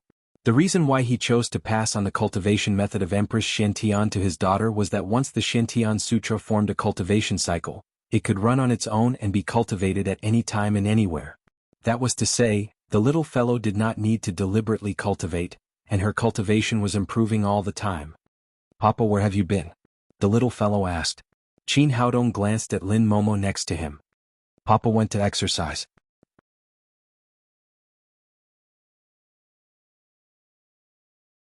Chapter 16. After breakfast, Qin Haodong and Lin Momo sent Tang Tang to the kindergarten. The kindergarten Tang Tang studied in was called Golden Branch and Jade Leaf, the top aristocratic kindergarten in Jiangnan City. The children in it were also worthy of the name of Golden Branch and Jade Leaf. Any one of them was either rich or noble. Children from ordinary families could not afford the expensive fees here. After arriving at the school, the little fellow did not rush in. Instead, she held Qin Haodong's hand and waited at the door. Zhang Dao, look, this is my papa. Wang Mingming, I have papa, I have papa. Li Qiqi, I have papa. Don't call me a wild child. Looking at the little fellow's childish and serious expression, Qin Haodong and Lin Momo felt sour in their hearts. Zhao Lele, look, this is my papa, the little fellow said to a little girl who was held by a young woman. It's true. Your papa is so handsome. He's even more handsome than my papa. The little girl looked at Qin Haodong and said, Of course my papa is so handsome, he's the best. The little fellow said with a proud face. Zhao Lele's mother was Xiao Lily. She glanced at Qin Haodong with strong jealousy flashing in her eyes. Then she said, Tang Tang's mother, I heard that you've been taking care of the child alone and it's very hard. Is he really my father? After hearing her question, Tang Tang and the little girl named Lele stared at Lin Momo together, waiting for her answer. Lin Momo looked at her eager daughter, hesitated for a moment and said, Yes, his name is Qin Haodong. He's indeed my father. If he's my father, why is his surname Qin? Could he be your new boyfriend? Xiao Lily sneered. Although she did not know Lin Momo, she could tell from her clothes and temperament that she was a rich person. She thought Qin Haodong was Lin Momo's sugar baby, and the handsome boy made her jealous. Well, Lin Momo was speechless, for she had never thought about it. Because my father's surname is Tang, I took my mother's surname. Now my daughter's surname is Tang. Is there any problem, ma'am? Qin Haodong stared at Xiao Lili and said, No problem. Of course I have no problem. It has nothing to do with me who Tang Tang's father is. It's just that many kids don't know who their biological father is. I'm afraid that Tang Tang will make a mistake. Xiao Lili looked sarcastic. Obviously she didn't believe what Qin Haodong said. A trace of anger flashed across Qin Haodong's face. He was humorous, cynical, and even liked to play tricks sometimes, but his daughter and women were his reverse scale. He would never allow anyone to insult and ridicule them. Moreover, this gossipy woman was obviously looking for trouble.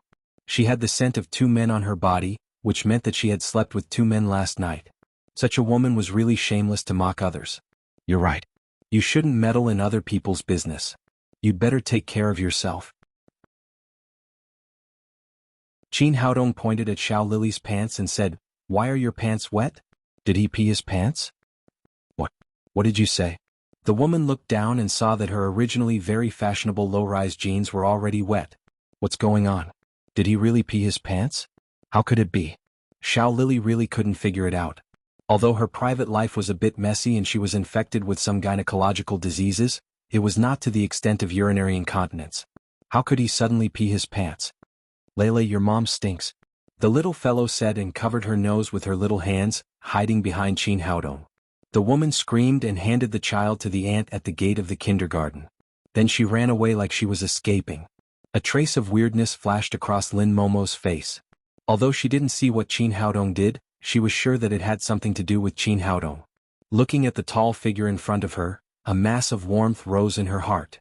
At the critical moment, such a person stood in front of her and her daughter, which was a scene she had imagined countless times. Seeing Xiao Lili running away, the little fellow giggled. Papa, why did Auntie pee her pants? Qin Haodong smiled playfully and said, Who knows? Maybe she drank too much water. After that, he stayed with the little fellow at the gate of the school for a while. When almost all the children had arrived, he handed her over to the aunt at the gate. After waving goodbye to the little fellow, Lin Momo said to Qin Haodong, It was you who did that, wasn't it? What? I don't know what you're talking about. Although he knew that Lin Momo was talking about Xiao Lili, the best way now was to pretend not to know. Don't pretend. I know it must have something to do with you. After saying that, Lin Momo bit her sexy red lips and said in a low voice, Thank you. Qin Haodong understood the meaning of those 3 words. He said solemnly, From today on, as long as I'm here, no one can bully you and Tang Tang. Looking at the handsome and determined face in front of her, Lin Momo suddenly had an impulse to rush into his arms, but she controlled herself in the end. She lowered her head and calmed her complicated mood by tidying her bangs on her forehead. Then she said, Where are you going? I'll ask the driver to send you. No need. Someone will come to pick me up soon. He was going to treat Nailan Jie today, and he had just received a call from Nailan Wushuang. They agreed to meet at the gate of the kindergarten.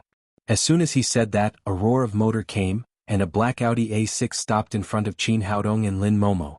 The window was rolled down and a beautiful face showed up. Nailan Wushuang yelled, Big liar, get in the car. Qin Haodong was depressed. Big liar? Did I cheat you of your money or your sex?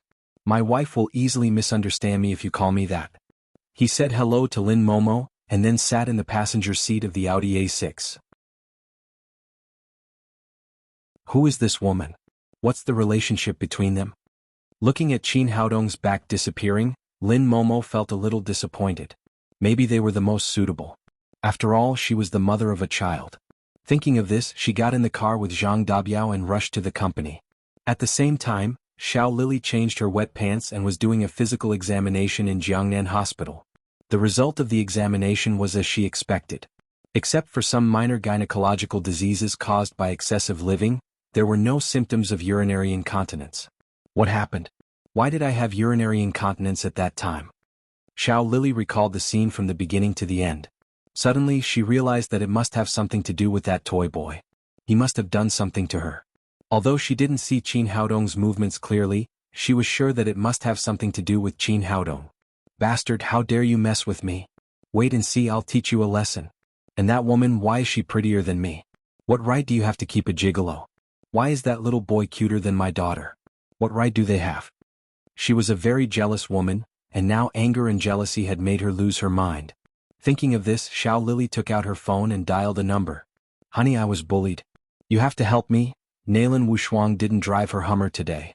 Instead, she drove an old Audi A6. Although it was not as expensive as a Hummer, it had a special license plate of Jiangnan Military Region and a special pass on the windshield. It was much heavier than a Hummer. Not to mention Jiangnan City, this car would be unimpeded in the whole Jiangnan province. No one dared to stop it. Who was Nalan Jia? It seemed that he had a high position in the military. The Audi A6 aroused Qin Haodong's curiosity. He took out his phone from his pocket and tried to ask Baidu to see if there was any information about Nalan Jia. Seeing the result, Qin Haodong was a little surprised. This old man really had a strong background. According to the information, Nalan Jia made many military achievements in the war between Wuxia and M country. He became the youngest general at that time and was praised by Taizu himself. Later, in the war between Wuxia and Annan country, he was one of the most important generals in the front line. He was known as the brave soldier in the military. According to the major forums, although Nalan Jia was no longer in the military, his prestige was still there. His background was absolutely amazing. Moreover, Nalan Jia's children were all extraordinary. Some occupied high positions in the military, and some rose to prominence in the government. In terms of family background, the Nalan family could be regarded as a big family in Jiangnan province. After Qin Haodong got in the car, Nalan Wushuang kept a straight face and didn't speak. Obviously, she was still angry about yesterday's things. She put all her energy into the Audi A6. The car sped up and felt like a sports car. She thought that with her driving skills, Qin Haodong would be scared even if he didn't pee his pants. Unexpectedly, this guy just played with his mobile phone and ignored her speeding car. "Hey, what are you doing?" Nalan Wushuang couldn't help but ask. She also slowed down the car. After all, it was very exhausting to drive too fast in the urban area. "Nothing. Recently there is a popular female anchor. I just want to watch." Vulgar. Nalan Wushuang rolled her eyes at Qin Haodong and asked, "What are you doing in the kindergarten?" "What else can I do in the kindergarten?" "Of course, to send the children." "What? Are you married?" Qin Haodong's answer was far beyond Nalan Wushuang's expectation. Her hand trembled and the Audi A6 almost collided with a big truck coming from the front. Fortunately, Qin Haodong was quick enough to push the steering wheel and escape the disaster. "What are you doing? Why are you so excited?" Qin Haodong smiled and said, "I have good news for you. I'm still single. You still have a chance." As he spoke, his hand was still on the steering wheel, and Nalan Wushuang's white and tender hand was under it. "Take your stinky hand off me." Nalan Wushuang also realized that her reaction was too intense. Her cheeks flushed and she shook off Qin Haodong's hand. "It has nothing to do with me whether you are married or not." After a pause, she asked again, "Since you are not married, how can you have a child?" Qin Haodong smiled and said, "Who said that I have to get married if I have a child? Can't I get pregnant before marriage?" "You?" Nalan Wushuang was angry and funny at the same time. She asked, "Who is the woman standing next to you just now? She is really beautiful."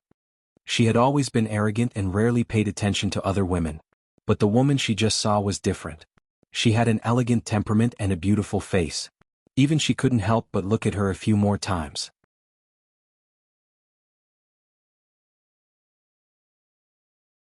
Chapter 17. "You're not serious at all?" Nalan Wushuang said angrily. "I'm such an honest person. How could I not be serious? I'm telling the truth."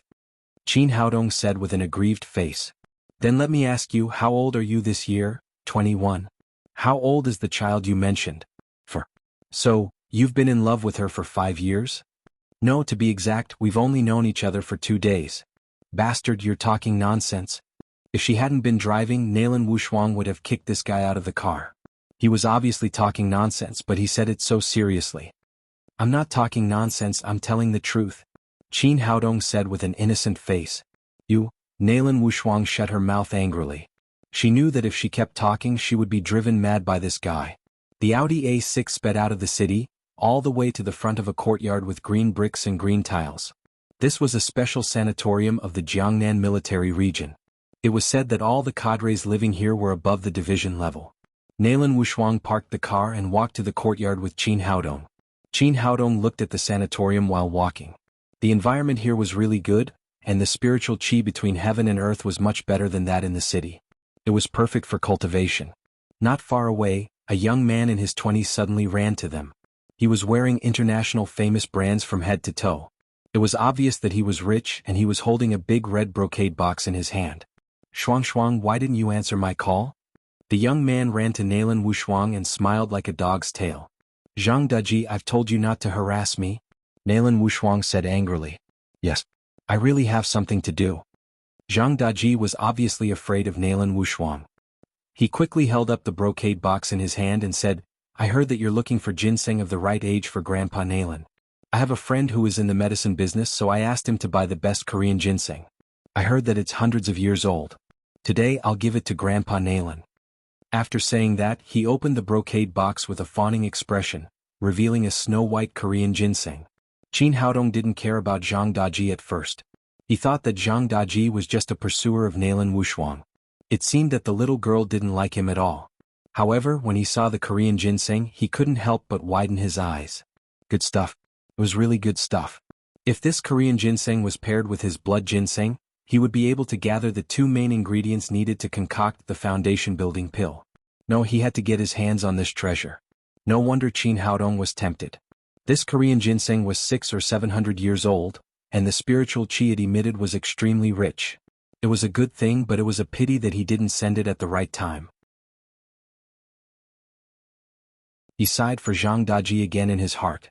Zhang Daji must have spent a lot of time and energy to find such an old Korean ginseng.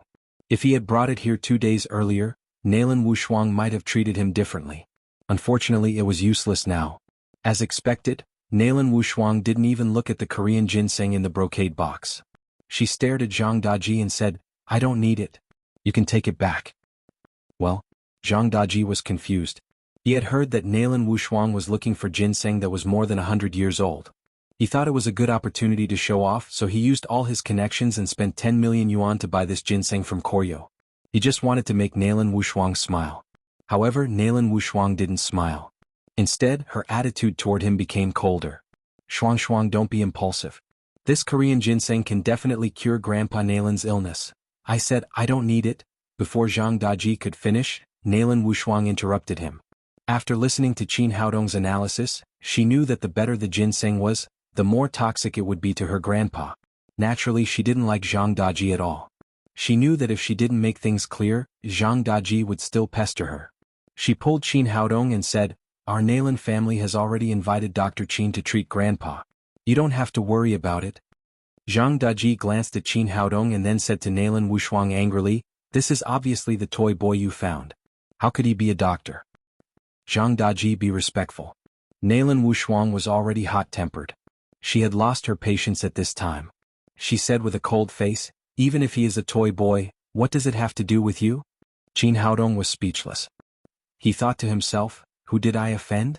I became a gigolo when I came to treat a disease. And I inexplicably became this idiot's rival in love. Is this the legendary undeserved accusation? Shuang, after such a long time, don't you understand my feelings for you? Only we are the most suitable for each other. What's so good about this toy boy? He is white and tender. He doesn't look like a man at all. Maybe he is glass. Enough. Before he finished speaking, Nalan Wushuang shouted angrily, Zhang Daji, shut your stinky mouth. You. Although Zhang Daji's eyes were full of anger, he did not dare to attack Nalan Wushuang. The reason why he pursued Nalan Wushuang was partly because of her beauty, but the main reason was that he wanted to climb up the tree of the Nalan family. In general, he was very afraid of the hot-tempered Miss Nalan. He did not dare to provoke Nalan Wushuang, but it did not mean that he did not dare to provoke Qin Haodong. Toy boy, stay away from Shuang. Otherwise you won't even know how you die. Seeing that this idiot was becoming more and more reckless, Qin Haodong was annoyed and shouted coldly, Get out. What? How dare you scold me? I will destroy you today. Zhang Daji said and rushed to Qin Haodong. Nalan Wushuang moved and stood in front of Qin Haodong. She said angrily, Zhang Daji, what are you doing? This is a guest of the Nalan family. Get out of here or I won't be polite. She had been suppressing the anger in her heart. If Zhang Daji's father and her father had not been best friends, she would have beaten him up. Seeing that Nalan Wushuang was about to go berserk, Zhang Daji could not help but take 2 steps back. He naturally knew that this woman was powerful. Although he had practiced taekwondo for several years, he was no match for her at all. If they really fought, he would only be abused. But he did not give up. He pointed at Qin Haodong and shouted, "Toy boy, it's not good to hide behind a woman. Do you dare to have a duel between men with me?" In his opinion, Qin Haodong was a toy boy who lived off a woman. He did not have the courage to accept his challenge. As long as Qin Haodong admitted defeat, the hot-tempered Nalan Wushuang would naturally choose him. Qin Haodong's heart skipped a beat. He was thinking about how to get this ginseng. This idiot came to him by himself. He raised his hand and pushed away Nalan Wushuang, who was standing in front of him. He smiled and said to Zhang Daji, "Do you want to have a duel with me? Do you dare? If you are a man, don't hide behind a woman." Zhang Daji shouted. He was full of confidence. He thought that even if he could not defeat Nalan Wushuang, who had practiced martial arts since childhood, it would be very easy for him to defeat the toy boy in front of him. "Well, I dare not," Qin Haodong said, "but it's embarrassing for me to fight you. How about this, let's have a bet." "Bet? What do you want to bet?" Zhang Daji asked. "Let's bet on the ginseng in your hand. If I win, you give me the ginseng. Do you dare to bet?" "Well?" Zhang Daji hesitated. He did not expect that Qin Haodong would make such a bet. The ginseng was worth tens of millions of yuan. "What? Don't you dare to bet? Weren't you very manly just now?" Qin Haodong said and put his arms around Nalan Wushuang's slender waist. He was determined to get the Korean ginseng, so he wanted to use Nalan Wushuang to anger Zhang Daji. Nalan Wushuang's face turned slightly red. For some reason she did not dodge and let him hold her. Seeing that the woman in his heart was so intimate with another man, Zhang Daji suddenly became furious and shouted, "Let's bet." "Why not? What if you lose?" "If I lose, you can do whatever you want," Qin Haodong said indifferently. Qin Haodong said indifferently. In the face of such an idiot, he had no possibility of losing. Zhang Daji said fiercely, "If you lose, I will break your legs, and you will never appear in front of Shuang. Zhang Daji, don't go too far." Nalan Wushuang cried. "Am I going too far? This ginseng is worth tens of millions of yuan. It's a big loss for me to bet on his legs." What else did Nalan Wushuang want to say? Qin Haodong pulled her and said, "He's right. It's a fair bet. I'll bet my legs on his 10 million yuan. Will that work?" "Zhang Daji has practiced taekwondo," Nalan Wushuang whispered to Qin Haodong. She only knew that Qin Haodong's medical skills were excellent, but she didn't know how good his fighting skills were. "Don't worry. It's easy for me to deal with such an idiot," Qin Haodong said. He pushed Nalan Wushuang aside and faced Zhang Daji alone. Seeing that the woman he liked was so intimate with Qin Haodong, Zhang Daji was so angry that his lungs almost exploded. He moved his feet and kicked Qin Haodong's temple fiercely. "How dare you steal my woman? I'll kick your head today." Seeing that his right leg was getting closer and closer to Qin Haodong's head, Zhang Daji sneered proudly. But before he finished laughing, he suddenly felt as if his chest had been hit by a train. A great force seemed to have smashed his sternum. His whole body flew backward like a broken sack and fell to the ground with a plop. "It's mine?" After kicking Zhang Daji away, Qin Haodong happily ran over and picked up the big red brocade box that had been placed aside. Seeing that Qin Haodong had defeated Zhang Daji so easily, Nalan Wushuang couldn't help but be secretly surprised. Even she couldn't win so easily. What kind of freak was this guy? Not only was his medical skills amazing, but his fighting skills were also amazing. "Bastard, how dare you set me up?" No matter how stupid Zhang Daji was, he realized that he had fallen into Qin Haodong's trap. He struggled to stand up, but he failed several times. This kick was very heavy. Qin Haodong showed mercy for the sake of the Korean ginseng. Otherwise, Zhang Daji would have been disabled for the rest of his life. Qin Haodong held the ginseng and said with a smile, "Dear, that's not right. You took the initiative to challenge me. How can you say that I set you up? You have to pay the price for being blind." "Boy, wait and see. I won't forgive you," Zhang Daji shouted with a ferocious face. "You want to make trouble for me? Sure, but I won't show mercy next time unless you give me another ginseng like this." Of course, Qin Haodong wouldn't take the threat of such a small character seriously. At this time, several military guards ran over. Seeing Zhang Daji on the ground, they asked Nalan Wushuang, "Miss Nalan, what happened?" Nalan Wushuang waved her hand, "You're tuning in to the Han Li's Wuxia Adventures YouTube channel. We're so grateful for your support, and don't forget to subscribe to join us on this incredible journey through captivating stories. Your generosity through donations truly makes a world of difference, as it's the primary source of revenue that allows me to expand and enhance this channel for you. Thank you from the bottom of my heart for being a part of this adventure.